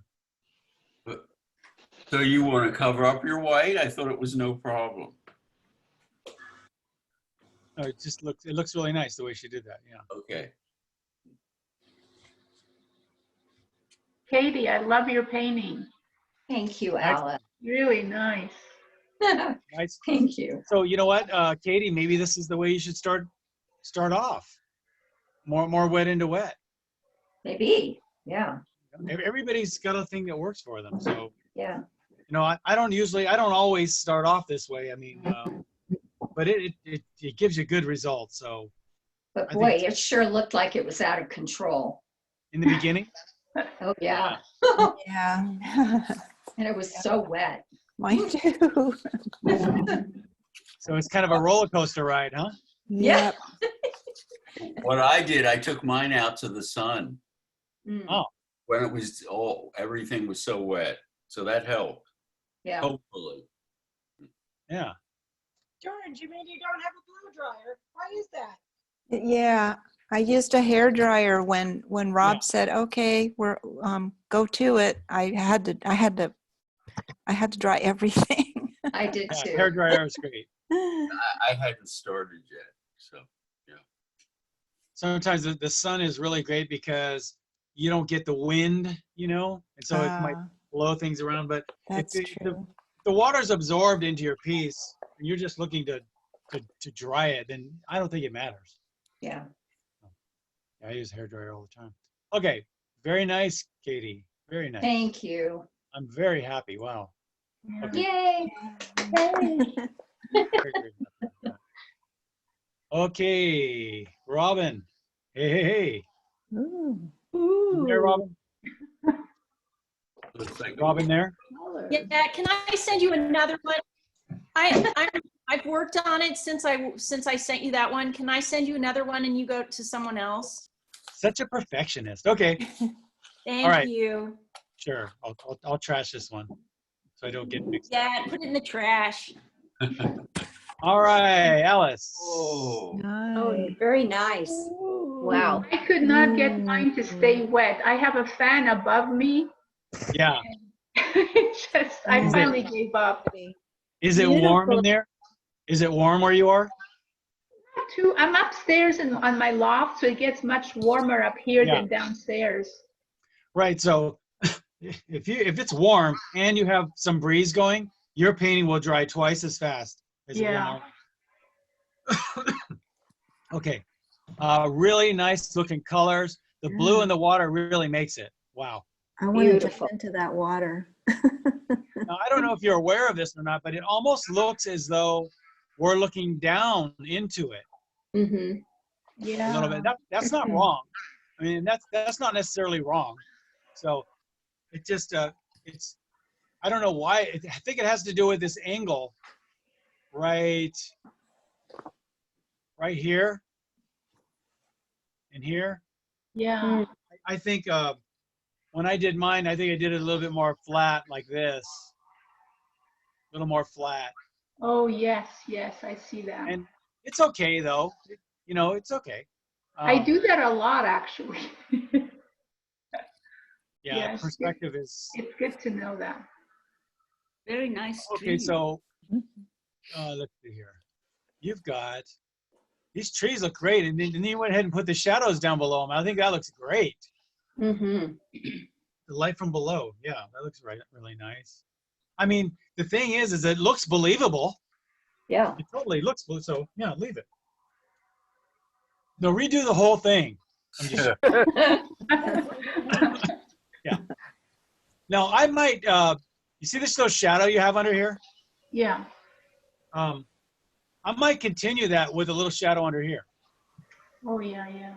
Maybe even a little bit onto the rocks here, a little bit possibly. You know. Mm-hmm. And you got, it looks like you have some under there a little bit. Maybe I could see a touch more. That reflection of this on here is perfect. Look at that. Wow. That's a great, that's a really nice reflection. And did it take you a lot of effort? Say no. Okay, no. Swapping. Oh, See, man. it was as easy as, sometimes the hardest looking things are the easiest.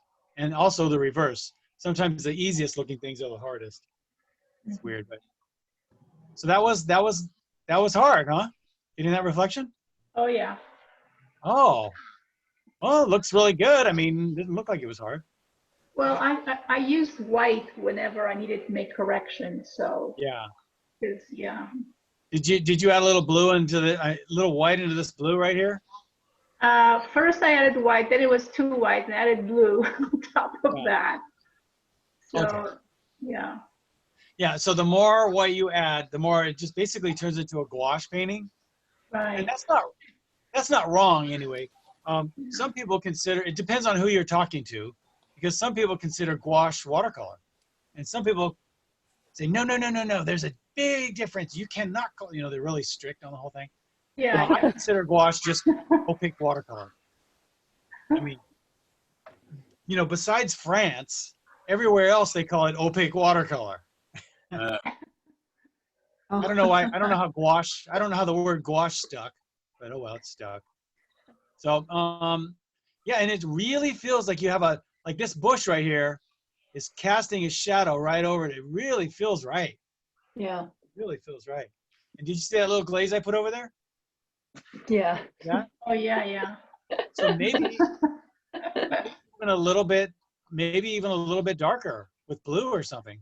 Yeah. I can see that, just to give you a little punch there. But It's pretty. yeah, it is. This is a really nice one. So pretty. And if you like what I did is I took a little bit of white along this edge here.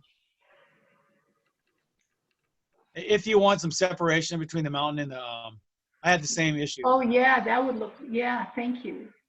A little bit, like a little cloud work back there could do it. Yeah, Yeah. just a touch.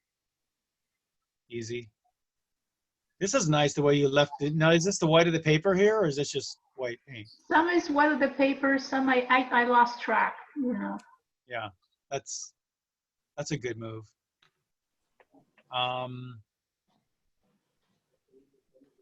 Yeah, I mean, now here's just another little thing, you guys.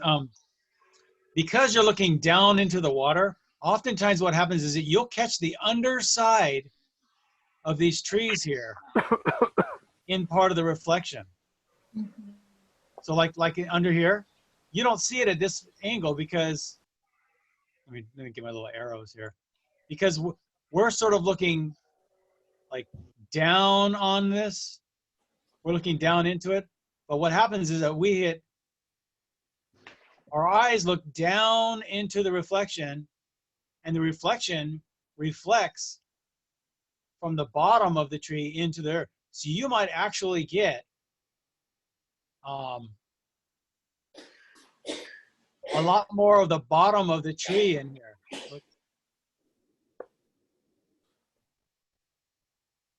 So sometimes if you just look at the photo, sometimes you'll see it. You'll see a lot more of the bottom of the tree in there than the top. Yes, yeah. So anyway. Besides that, I mean, you know, this is really nice. This is really nice.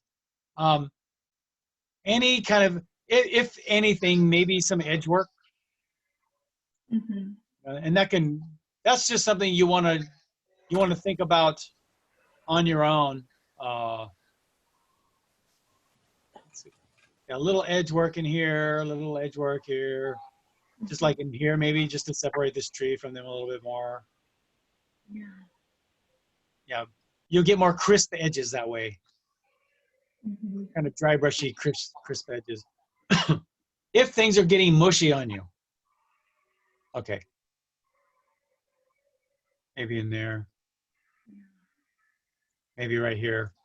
Just to separate this bush from the background. Not that dark, but some little edge in there might work. Mhm. Okay. Yeah. Thank Thank you. Very nice. Okay, who do we got next? We got Diane. Ooh, Pretty. that's pretty, Diane. You got some nice looking darks in this tree right here. Oh, thanks. I ran out of time and wanted to put a few more like kind of darks in other spots, but Yeah. just to separate things a little bit, or change the value just a little bit. Yeah. Yeah, but Yeah, well, one place you could do it is like maybe along this edge. Mhm. Now, one way you can do it, you don't have to do it with yellow, although you probably certainly could. But if you use Like if you just dry brushed a little bit of white in there, Oh, mean- okay. not pure white, just a little bit of white, let it dry, and then glazing your color over it. You could get a more crisp edge there. Okay. Anywhere you want a crisper edge, possibly there, possibly here, wherever you like. These are looking really nice and crisp. That's one thing about the wet into wet thing. You get a lot of mushy edges. Oh, yeah. So there's the downfall and the plus. You know, every time you do something, there's a downfall to it and a plus side to it. So, okay. Anyway, your focal point looks great. Oh, Great. thank you. See how we just sort of radiate out from there. Mm-hmm. It's just a nice looking reflection there. And look at the reflections, you guys. These are great. Literally perfect right there. What makes this rock looks rockish, is that you have this dark green behind it back here, really separating the rock from the background. Here, I think if you use something a little bit darker green in this area. Oh, yeah. I didn't get to that. Yeah, I see Yeah. it. I can really see it now. But yes, Same idea. Yep. definitely. Yeah. And by the way, you don't have to necessarily use this this sort of yellowy color back there. You could use, let's say, for instance, possibly the underside of this tree here Uh-huh. could be what's being reflected down into here. Oh, okay. Oh, yeah. Yes. And even if it isn't, sometimes even if it isn't, I'll do it anyway because I just try to do what works. Okay. And it's not that that isn't working. This is fine, but I think I might put a little bit of something in there just to see. Oh, sure. Okay. All right. Beautiful piece. Oh, Yeah. Got some nice little streaks going in there. I like these. yeah. I added those with white. Didn't you say it'll just add a little bit of white streaks? Just Wow, you did yours really light. oh, my streaks. Oh. Yeah. Yeah, I guess my water. I mean, it wasn't dry enough. Yeah. Uh-huh. Too much water. I mean. Yeah. This is nice. Really nice composition. Oh, that's your composition. But thanks. Well, then it's really nice. No, I'm just joking. Sorry about that. Awful. Okay. Yeah. Just think about, a little bit, just it's mostly edges. It's all Okay. edges actually. Yeah. It's all edges in this. Okay. Oh, one quick little thing too. You see how this tree is kind of round? It kind of fits Yeah. in this shape. I might I got a new word for you. Ready? Okay. I might irregularize this. Okay. Oh, I'm sorry. It's awful. Yeah, it's Just give it a couple of a little irregularity. okay. Yeah, I could while. really see Here and that. That's probably the right word. No, Okay. I get it. Okay. Thank you. All right. Thank you. Thank Uh-huh. you. We got Suzanne. Okay. Ooh, Suzanne. Hmm. Ooh. Wow. Pretty. I don't know. I did the wash thing first and it was all kind of bland. And then I think I went overboard with the detail glazing. well, That's a little bit here- much. Here's a little secret. Okay, what happens here, let me come up into this. What happens here is that sometimes the shadow gets a little too distinctly different than the light, okay? Uh-huh. So what you can do is just come in with some halftones, like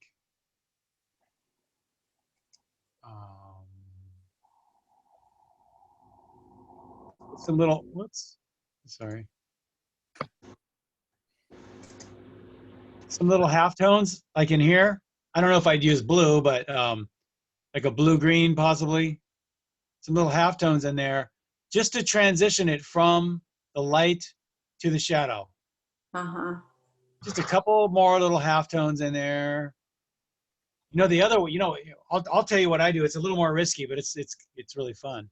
I take a big old wash over the whole thing, and then I just dab with my paper towel. I just dab up. Oh, okay. I dab up the lights wherever I want there to be light, and it works. It works really well, and it kind of it instantly harmonizes everything. So yeah, there's just a lot of separation. Yeah. But you know, you did it pretty consistently all over. So I know. So it's kind of boring. It's stylistic. I mean, yeah, it's style. Look, the that's whole right. consistent. It's a stylistic move. Yeah, it really is. Yeah. Yeah, Okay. I might come in with a little more shading on this tree here. Okay. A little deeper in there, and then make sure you take that into here when you do that. Right. Put that in a little bit more. I might have a little darker shadow on the bridge. Take that in there. It's all glazing. It's all everything I'm talking about here is a glaze and blot. Uh-huh. It's the glaze and blot. Yeah. It's a little more glazing into the shadows possibly there. These are correct. These look great. This looks great right here. A little more in there.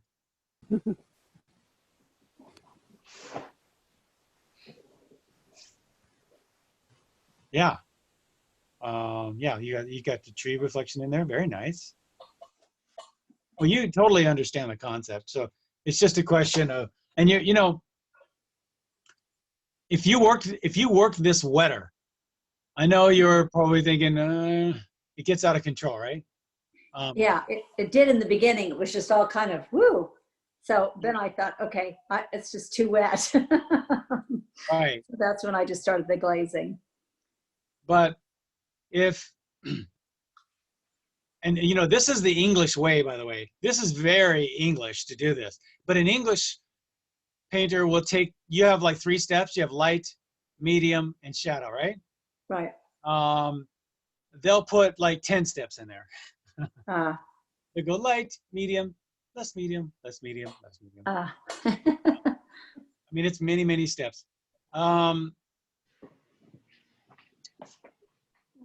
So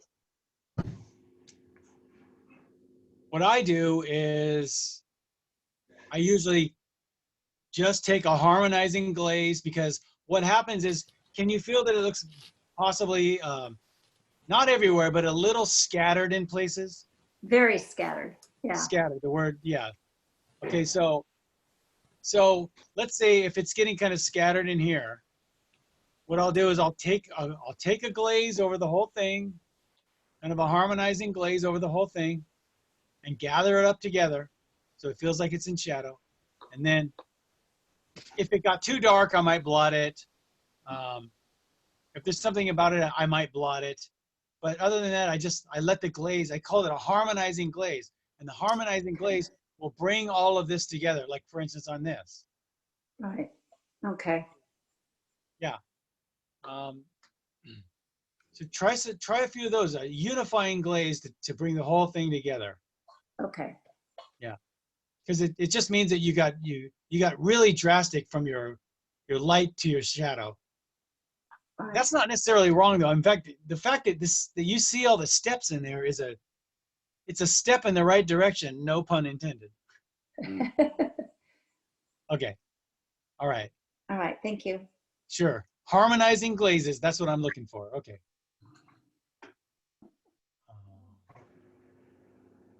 And we got Daniel. Daniel, hey, very wet into it. Good day to you, sir. Thank you. All right. Pretty. So soft. Yeah. That like almost like a pastel. It's really high key. That's unusual. Mhm. Are you using a lot of white in there? None. None. No. Okay. So just a lot of water. Okay. A lot of water. Yeah. You know, I instantly look at this little. Oh, that's the water, huh? Is that wet water? Yeah. That was wet water.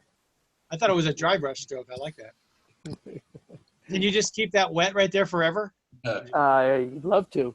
Fingernail polish. Clear fingernail polish. No, okay, yeah. So you looks like I try to keep a wet look. Yeah. Now, you could step this into the more of the realistic values, or what I would recommend doing, because this is looking so nice as a very high key thing, is just come in with some very pale shadows. Very, very light kind of pale shadows. Ease your way into the shadows so they're not a big deal, you know, into the water. Very light. Maybe the wrong color, but that's the idea. You know, it's interesting, your picture and the live thing. It's considerably different. Yeah, I know. But this is really nice in the sense that it's got this very, very light thing to it. Now, sometimes what I like to do is start the whole painting off like this, and then leave it in the background like this, and then see how you're starting to push these values up here, really more saturated and darker.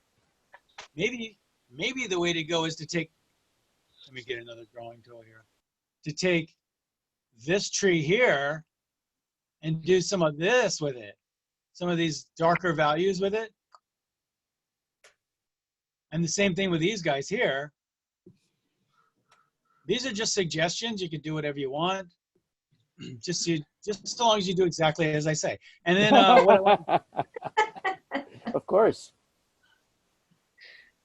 So seriously, folks.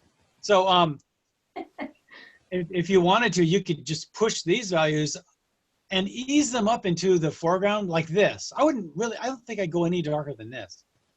Be beautiful. And it already is. It's a great start. Darker than what? I'm sorry, I missed that. About like these values. Yeah, okay. Yeah, these guys in here, about like these values right there. Yeah. Sometimes it's easier to draw the arrow than it is for me to get an arrow and point it. There's an arrow. Like this value right there. Yeah. And that over there, and this over there, and this over there. Sorry. I just love the arrow. I got it. There we go. Well, There we go. What's interesting, Rob, is it's about 2 or 3 clicks lighter on your screen. Oh, it is. Oh, okay. Painting. Oh, that's good. But you took it outside, I can see, huh? Yeah, I had to. That'll definitely lighten it up. Sometimes if you could take it by window light, might be a little bit better. Okay. Like not where the light is coming directly in the window, but like passive window light. They call it Nordic light. That's a good way to shoot your stuff too. Should I try to shoot it again and send it to you? Oh, it's okay. Okay. The same thing. It's fine. Yeah, the same thing is true. It's the same. It's the same things. Maybe your values are a little bit more. But I think that your trees up here are still lighter than your bushes down here. Yes, the relative numbers or values is still true. Yeah, it's fine. So that's what I would do. I would just increase these guys up into the foreground a little bit more. And if you want to, before you do that, maybe wet down the trees before you do that, and then hit them a little darker so you get those soft edges still. You know, do them all wet into wet. You could do it. Mm-hmm. I'm telling you. Yeah. So, all right. What about the water? Can you tell me? The water looks great. But of course, as you make all these darker in here, you'll want to take that value darker into here. So as you, if you're going to go ahead and make these darker, go ahead and make the water darker too. So in other words, start the race again. Yeah, and what you could do first before you, let's say you did the trees and you're getting ready to do the water. Maybe put down some water on the water. Oh gosh, sorry. That was awful. But let's say put down some water first, and then come back and put down like your tree color over that, and you'll get really soft edges that way. So it's like you're doing a wet into wet over a dry wet into wet painting. Okay. Sounds like That make fun. any sense? Just wet it first and then throw in your values. You'll get softer edges. Mm-hmm. It's pretty. All right. Okay. Pretty nice. So we've got Ethel. Uh-oh. Ooh. Hey. Hey, it looks good. Oh, on that. you did the rocks. It looks bad, in the yeah. foreground. I know. I think I remember you painting those rocks. You know, the big sculpturesque one? Yeah. Yeah, I think I remember that one.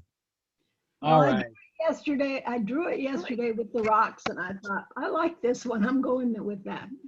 Yeah. So Okay. I tried the thumbnails of the others, and it wasn't as fun. Yeah.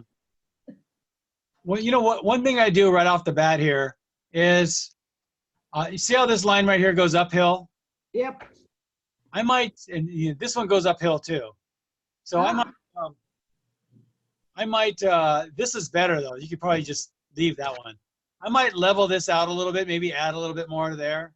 Okay. And then this one, see how this is going uphill? It kind of throws us off a little bit. So what I might do here is flatten these out a little bit more. Oh, okay. Just flatten that out a little bit more. And it doesn't, I'm making a really dark line here. I would just suggest, like you're doing here, with a little bit of line there, just flatten that out a little bit. I think it'll, because I noticed I was getting a feeling that the painting was tipping or tilting down this way a little bit when I looked at it with nothing on it. See how it begins to feel like it's tilting a little bit. So just a couple of little level lines in there, I think would do it.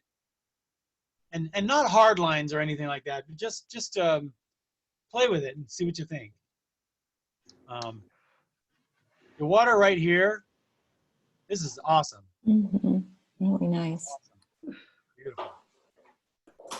Beautiful water. Very nice. And you know what, your blue shadow in here, that's such a nice choice of color right there.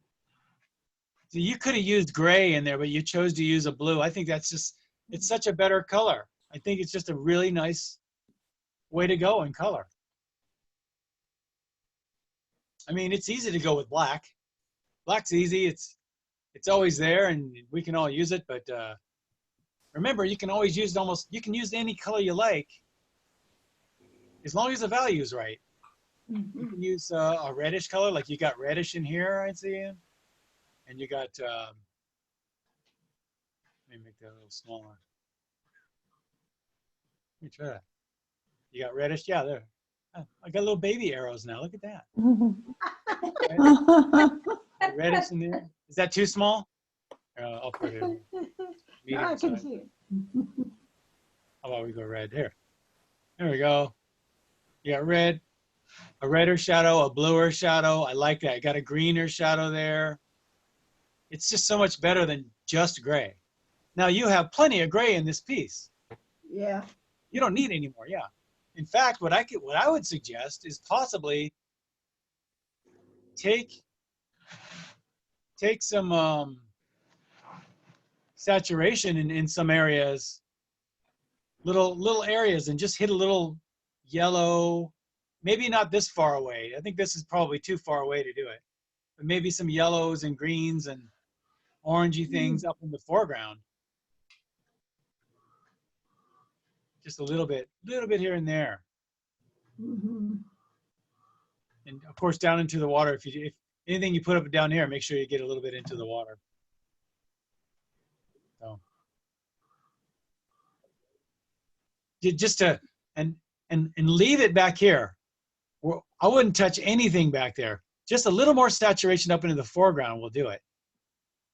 Now you guys, what she's doing here with these really dark little pockets, those can be really cool. That can be a really neat little stylistic move with these little pockets. So they're a little overstated. Yeah, just slightly. But as a stylistic move, you could do that. I mean, I would think about possibly doing that stylistic move all over the place. It really does. It starts. There's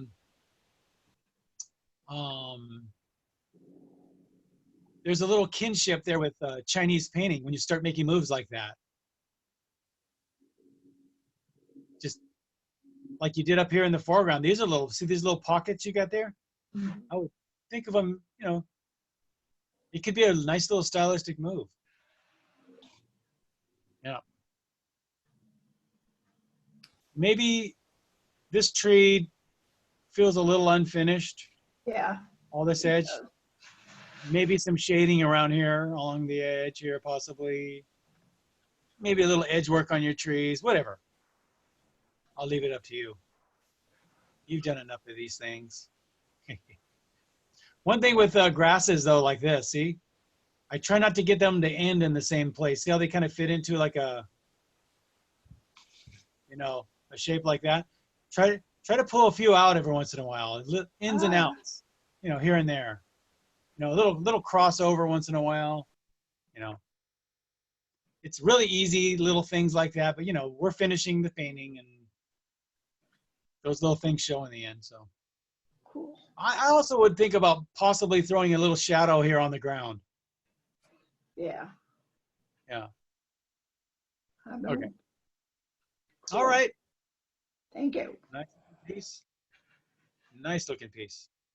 Okay. Very nice. All right. We've got George.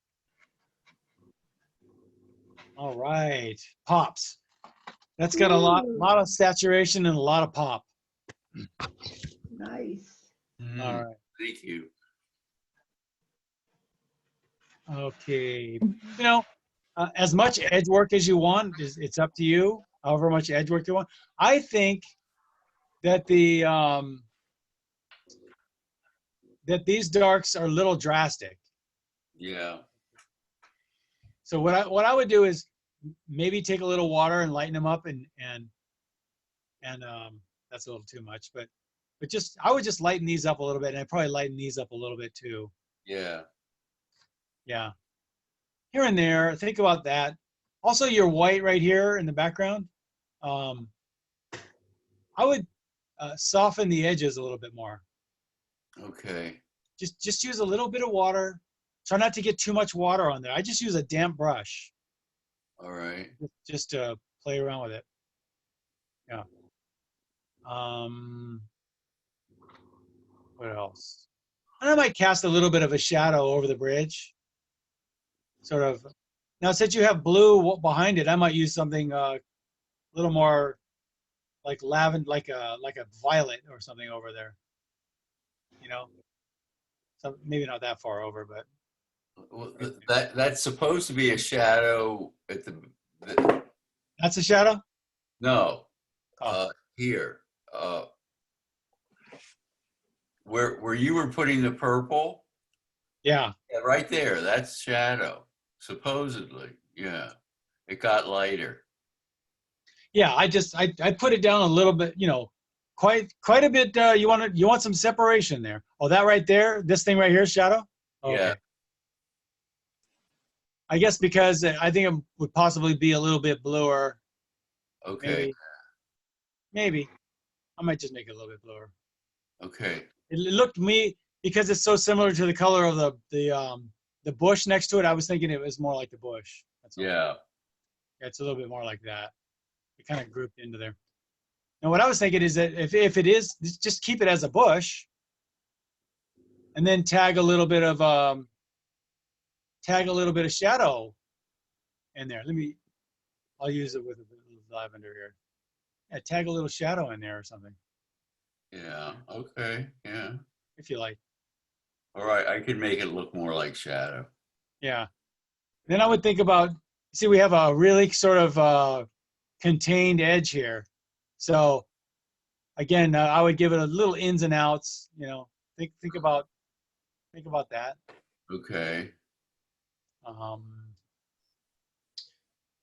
Now the value of the tree right here is really similar. It's not really separating from a lot of these values back there. So I could see it going about maybe to this value here, a little darker. Okay. And that would give you a little separation between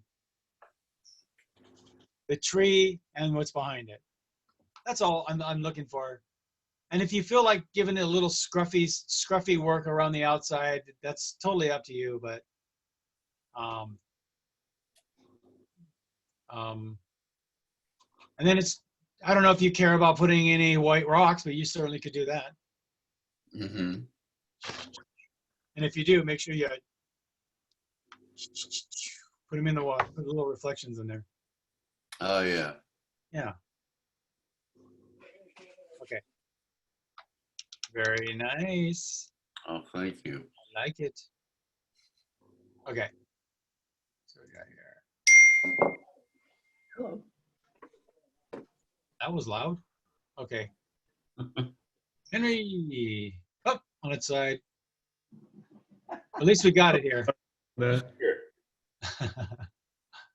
Yeah. Did you get my Sumi painting as well? Is it on there too? Did you get the one with the 3 pictures? Or let me see. 3. Oh, okay. That was your old one. Okay. All right. All right. I'll jump forward. Let's go sideways. That's the Sumi one. Yeah, this is the artist one. Yeah, these two are the same. Okay. And that's still on rice paper? Yeah, that's on rice paper. That's beautiful. I wasn't finished, but I have kept doing it during your critique. So now it's more darks added. Yeah, so you got a lot of really nice light values. So that's what this paper will naturally do for you, because it doesn't have a lot of sizing in it, right? Or does it? It's semi-size. Yeah, it's absorbent. Yeah. Okay. Very absorbent. Very, very absorbent.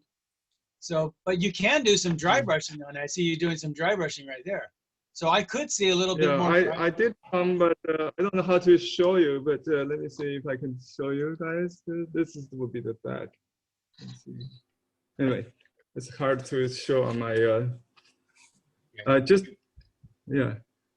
Anyway, so I'm thinking a little bit more dry brushing, like for some edges around here, around a little more ins and outs. You can see how it kind of falls into just one big shape. So I would just, just dry brush a little bit more in and out there. This right here is gorgeous. Look at this. This tree that's really masterful, you guys. And the reason why is because look how he just did it in one big swoosh. Yep. You could tell he just kind of rolled his brush around and swooshed it, and yeah. And he got a good shape and value and edge, and color all in one stroke. Yeah. Gosh. That it becomes masterful when you're doing more things with one stroke than you ever thought before. You know, there'll come a day when you're doing 2 and 3 and 4 things with a stroke. It's really fun. You know, this almost looks like a stamp in a way, because it's just been, because of its freshness. See how fresh that is? It almost looks like he has a redwood stamp in the back, and he just stamped it on there. You have one, don't you? Don't you, Henry? You have a redwood stamp. Oh, I knew it. But he does. Blue Heron Arts, redwood stamp. Good one. All right. Yeah. By the way, this little blue right here, this is a nice, see these little, this is what you call an accent right here. Beautiful. Yeah.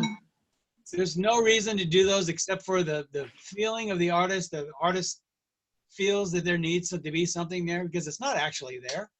You put it in there and it just works and you leave it. That's why you do those things. It's in the tree. He has the blue in the tree. Yeah, I had the shadow on the bridge now, just as we speak. So Pretty. that would be a Shadow right just here? a reflection of. Yeah, right. I did that. Yeah. Okay. Ah. I see. So there's reason behind it, but I thought you just threw them down there because they look good. Darn it. Yeah, initially I didn't think about where it comes from. Oh, okay. Yeah, I just threw some raw primary colors, let it blend on the paper. Yeah. I was gonna give you credit for just throwing in these blues because you felt like it and everything, but now you take it back. It is. It's not all that masterful. Then I'm sorry. Oh. Sorry. You'll get it next time, man. No, Henry's amazing with this technique, you guys. Beautiful. If you ever want to try this rice paper, you should try it. I tried it. It's not easy. It is not easy, but you get the feel of it after a while.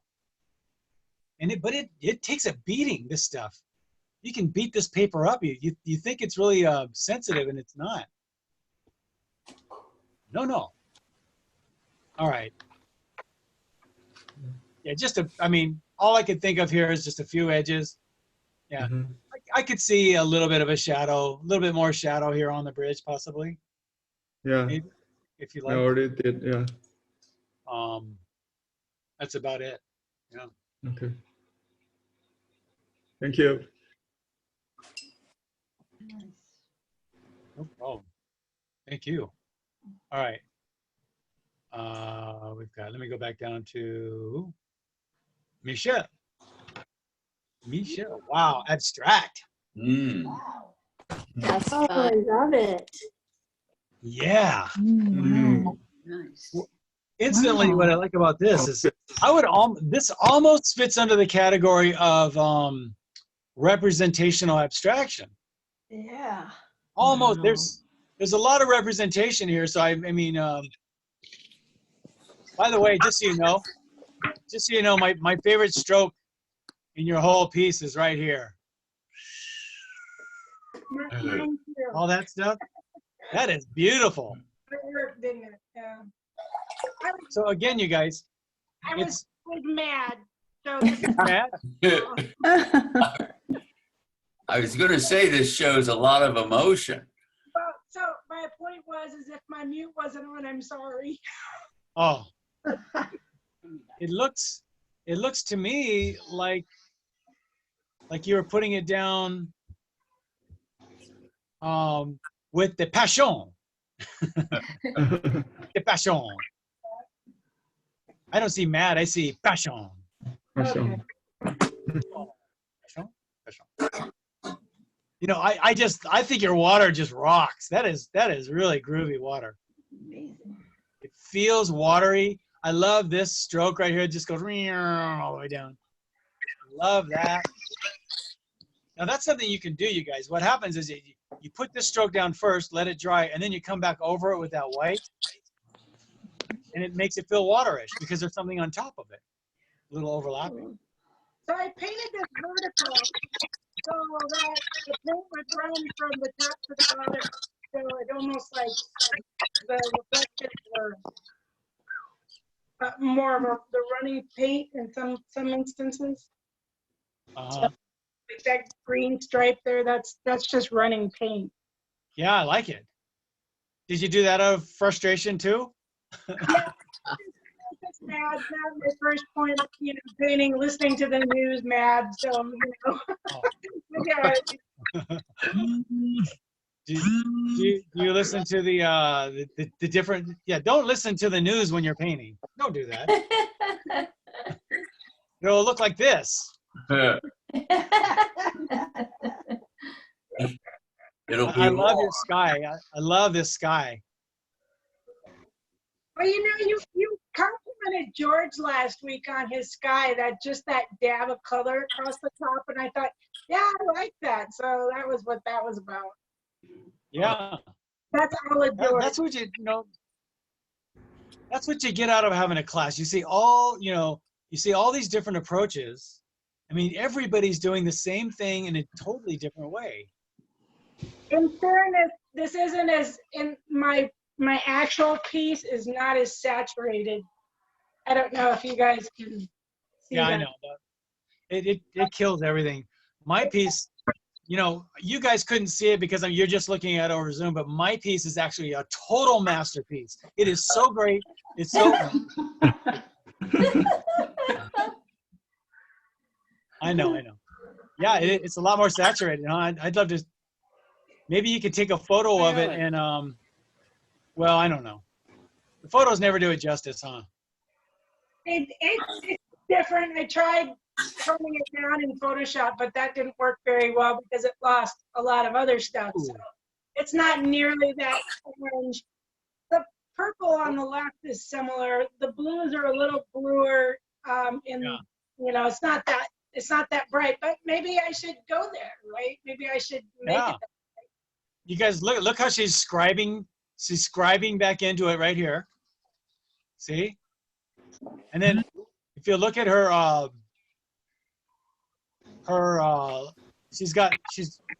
you using like a Sharpie pen or something? Yeah, ballpoint. Yeah. I'm not happy with them until I start pushing that back. I just am not, so it makes me happier. Well, that's good. You seem like you had a lot of emotions in this piece. Yeah, I would title it Fire in the Distance. It does look a little bit like someone's hair now that I think about it. I thought it looked more like an eye. There you go. I like that. Yeah. I won't do that to you. Yeah, please do. No, I only do that because I know you're used to my jokes. I don't make vicious jokes. You don't. No. But I like this piece. It's really got a lot of I love it when artists work the abstraction in it. That's really where we want to go. That's where all the fun is. That's where the medium does as much of the work as you do, and you just act as an art director. Like I would say, if I had to critique my own piece, I'm looking at it here. It's a little overly art directed. It's a little picky, and that's because I'm demoing. Maybe I need to do on my demos. Maybe I need to just let it all hang out. Well, and I think that's what I had done one other piece and I didn't like it. It was just like, okay, I'm just too something. I don't know what I was. So that's like, okay, whatever. Too tight. Too tight, but my work is never tight. I mean, you can't describe me as tight, but it was certainly too tight. Yeah. All right. Well, thank you, Rob. Thank you. That's a nice piece. Thanks. Okay, we've got Hector. Ooh. Ooh. Hector. I like the art. Wow, it's alive. And I know the other day, Hector, I know the other day you were working, you were not putting in the darks on purpose. Now you are. I'm back. You're back, huh? That you just had you got to experiment with things. Yeah, I was experimenting. I was trying to. I'm still working on it. Yeah. Not using the dark so much, but here I had to hurry up and finish because I watch your demo and I only have them less than an hour. Yeah, but don't you usually do them in 5 minutes? 35. Oh, okay. I've watched you work before, and then I turn around and then the thing, I'm like, what did he do? I mean, 5 minutes ago it looked like this, and now it looks like that. So, all right. Well, anyway, I like the line work. Nice to see you back. No, Thank you. Yeah. I love. This is what I think of when I think of Hector. All this stuff like this. Just and I could even see more if you like. But I mean, I could see even more. You know, of the way you. Here comes another word. Calligraphize. Calligraphize.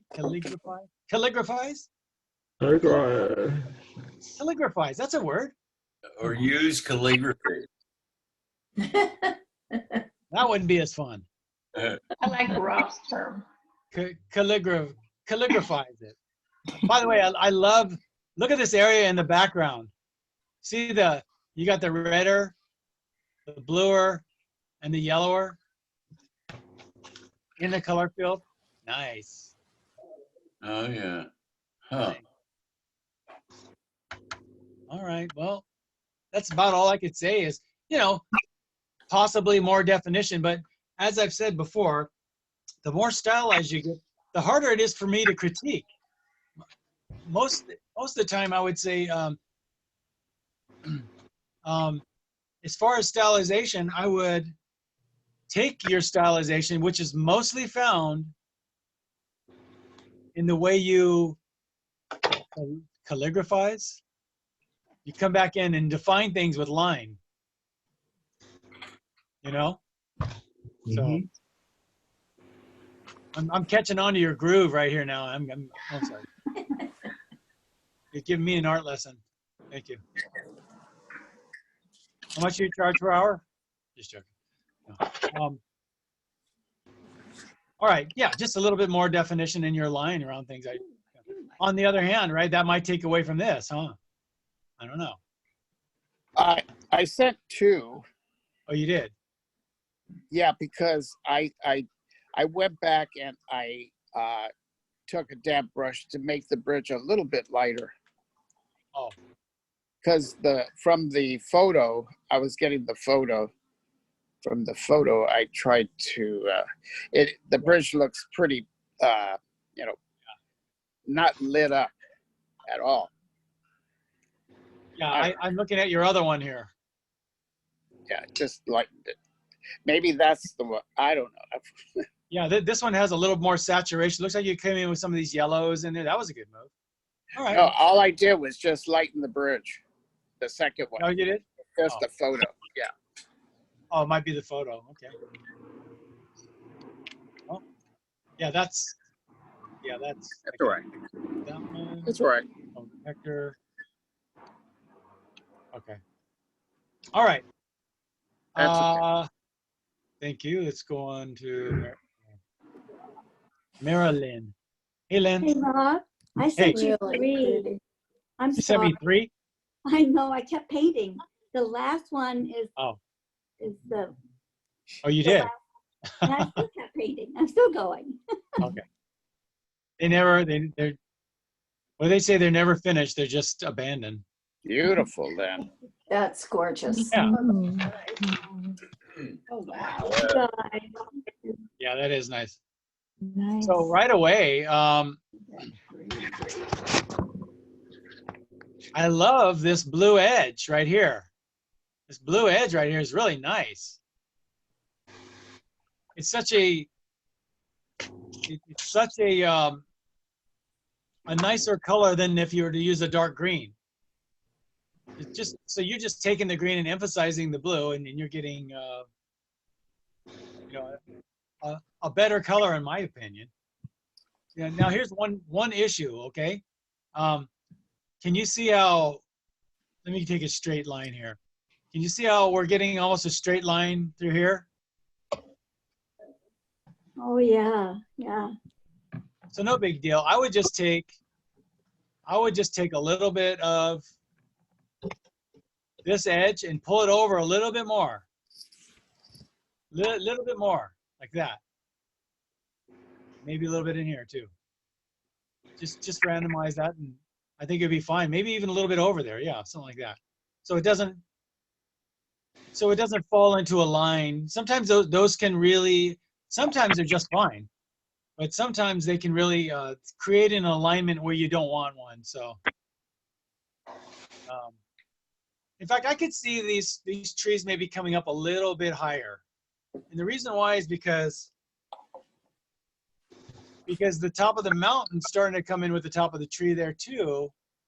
So all I'm thinking is pretty easy solve. Just take a little bit of that up into there and a little bit of that up, something like that.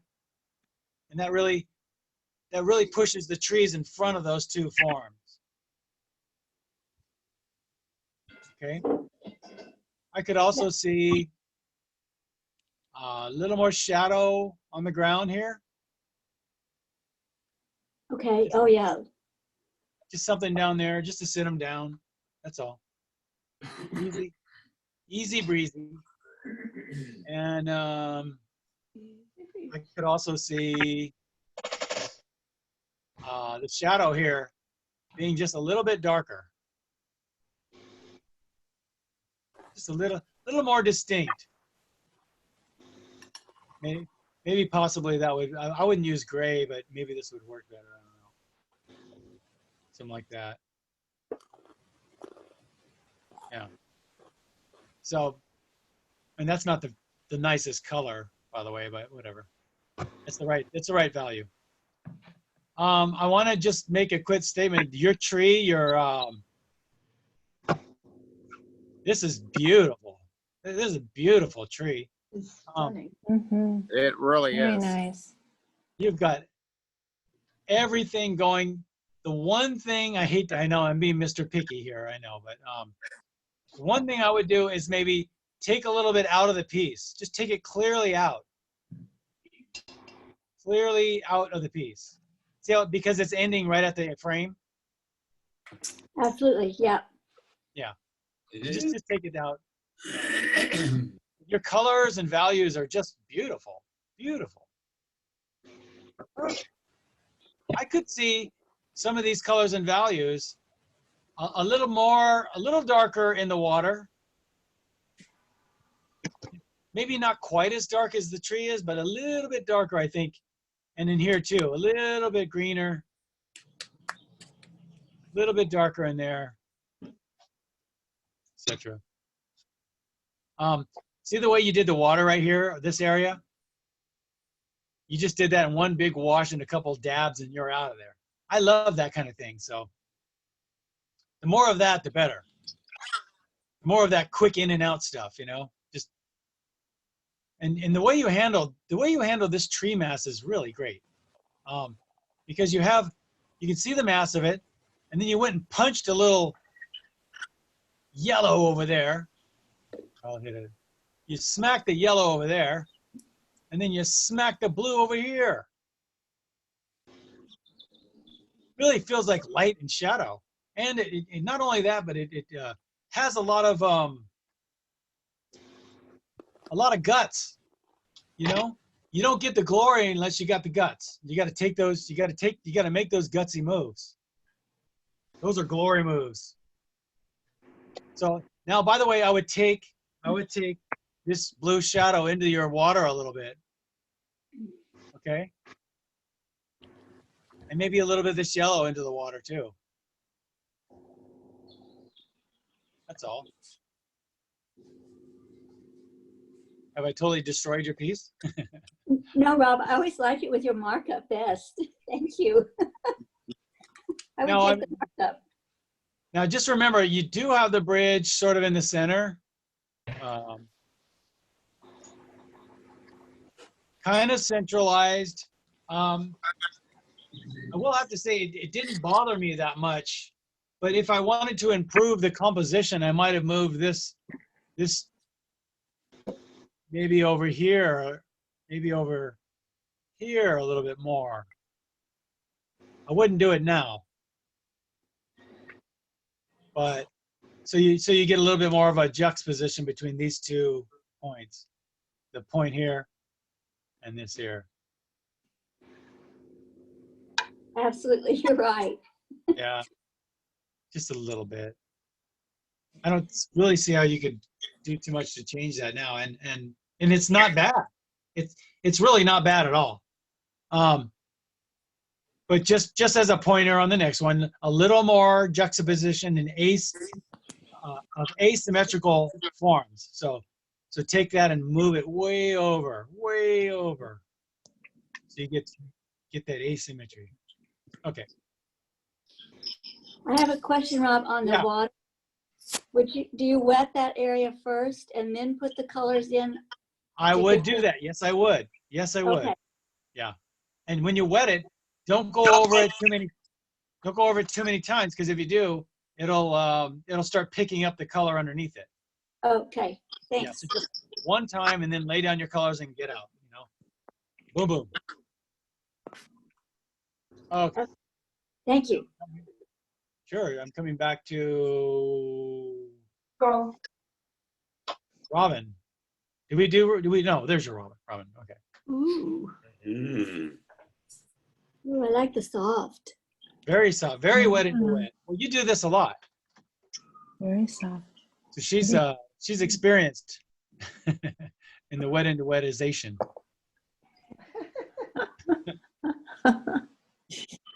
Yeah. I will say that remember, the areas of hardest edges will attract the eye. Yeah. So this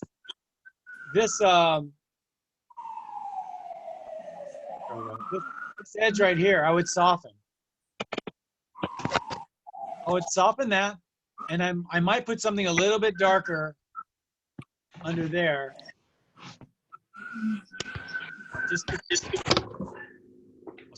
I can hear somebody's siren. So yeah, I would soften this edge, and then put a little bit and lighten that edge too. Soften it and possibly lighten it a little bit, and then a little more emphasis here. I love the way you handled the reflection that's a beautiful reflection of that in the water. So, just do a little bit more softening of that.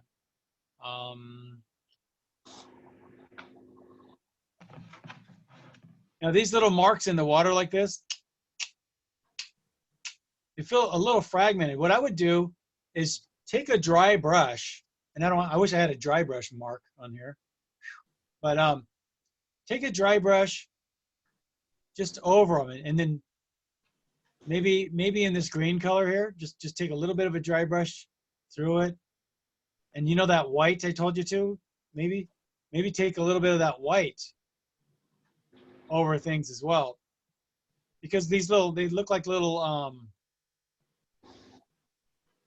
they look like little cuts. These over here don't look so bad because they're not as drastic in value.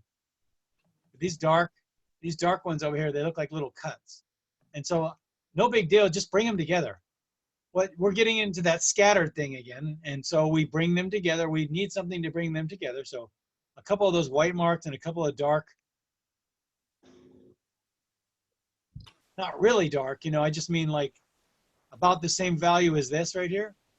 Dry brush marks through there, I think would bring them together.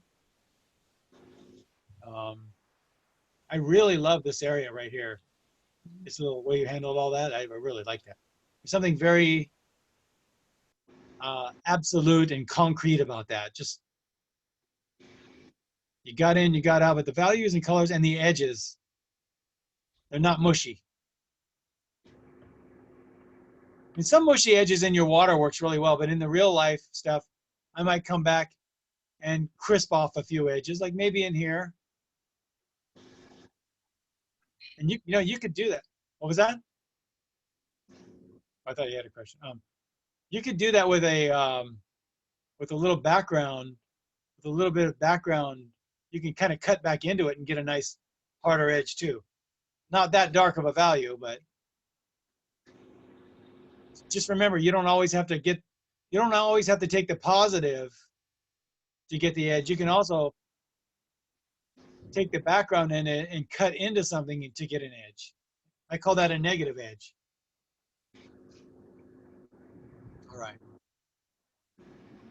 All right. Any questions? That's beautiful colors. Yeah, yellow is very Very nice. Yeah, the yellow, yeah. Yellow, yeah. I could even see a little bit more of that yellow down here in the water, possibly. Maybe. Just as an idea. All right. Very nice. Here we go. Let's see. We've got Marilyn. Thanks, No, Rob. sure. Is it way up here? Oh, no. I don't see yours, Mitsuko. Where's yours? I sent it to you. Oh, Oh, here.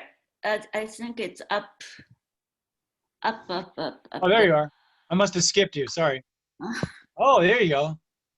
Is that what kind of paper you on? Again, it's mineral. She's working on this mineral paper, you guys. Yes. Do you do your line work first, or do you lay down your No, tones? line work was just the last 1 second. Yeah. Yeah. But did you do it first or last? Last. Oh, okay. Last 1 second. Now, does some of it leak out into the paint? A little bit, huh? No, the last one, that's a pastel. Oh, okay. The line work is pastel. Oh, very nice. So a very organic line. Yeah. Very organic. Look at her lines are almost as organic as the water. How about that, huh? I mean, her lines are almost as organic as the water. You know? Okay. I could see. Let me get out of here. I could see some of these values, these darker values, in the water. And I know that paint dries weird, so. It used to have, but then when this mineral paper, it just flows and go different places. So sometimes you never know what you get at the end. Hey. Well, it's kind of a surprise, right? Yes. Yeah. Yeah, I love. Look at this big wash. This just looks like it's like one big oozy wash right in there, and here too. Very, very, very organic. Okay. Is it just me, or can everybody else see what Rob's talking about? Because I can't find him. I lost him. Oh. Can you guys see? Yes. I can see. Yes, I can see. Yes. Do you have his video pinned, Michelle? Well, you know, I see Rob share, but I think it's stuck for me. It's probably just my feed. Oh. Yeah, I notice your voice comes in kind of broken up too. Yeah, it's probably just bad connection. Thank you very much, CenturyLink. All right. Yeah, that's about all I can see is just some more values in the water. And then I know that this stuff it's not the easiest stuff to work with. Hey, is it easy to pick things up with a when you use a towel or something? Yes, exactly. Towel works very towel or anything to lift up. Yeah. Very easy. Oh, nice. Yeah. I need to get some of that paper. In here, I think I have a lot of indecisiveness because I don't know which direction I would go. Well, that's why it's kind of indecisive. Is that why you came back with the line, just to figure something else out? Right. I got frustrated. I wanted to make it more abstract. Well, I remember a time. This is I was painting out in Malibu. This is in the early 90s, and I was just sort of learning watercolor. And a mist came along, and it misted. I got like drizzle all over my page, and I couldn't get any. And then anyway, it turned all mushy on me, and it really kind of made me a little angry. So I went back to my car, and I still wanted to work on it. And I went back into it with line and drew back into it, and it really helped. I mean, I really liked the way it looked afterwards. So the drawing back into things is a great way to save a piece. Now, I would suggest drawing into it with different colors, like different color lines. Yeah, but as I said, I really did in the last 1 second, so I didn't change the color. Yeah. So that's what I would do is yeah, red would be nice. Yeah. Red's because you have all of this green. Yeah. Maybe some red would be there's nice. no red in here. Yeah. Yeah. Need some, maybe even some orange or something too. Yeah. Or brown. Brown. You have some brown in there. How about some?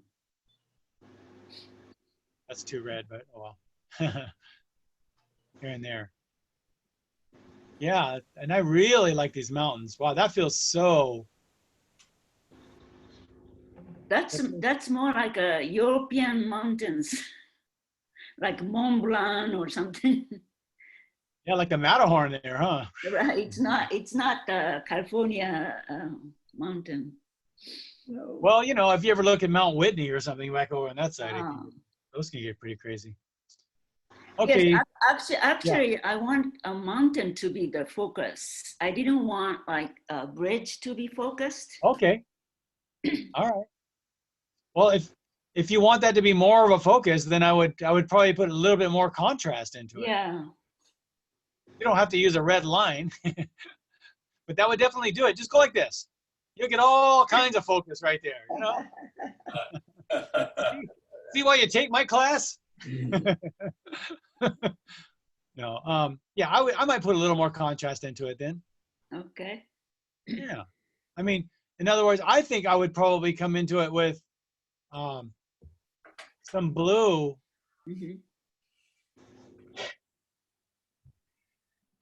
Yeah, just a little more contrast. Yes. Possibly something like that, and maybe even bring it out back here. Maybe even in here, so it feels like it's really behind things. Yeah, that. Yeah. Oh yeah, that's much better with. Yeah. All right. Is that it? Any more questions? Very good. Thank you. Thank you. Thank you very much. Lesson. Thank you. Is that it? Super, Okay. yeah, that was good. Yeah. Got everybody right? Okay. Thank you, Yeah. Rob. So Thank you, Rob. Bye, everybody. you. Bye. Bye. Next week. Okay, you guys. Bye. Thank you. Bye. Bye. All right. Bye. All righty. We'll see you all next week. I'll try to come up with a Thank you. creative plan here. Okay. Where are we looking here? Okay. How do I do this? Oh, there it is.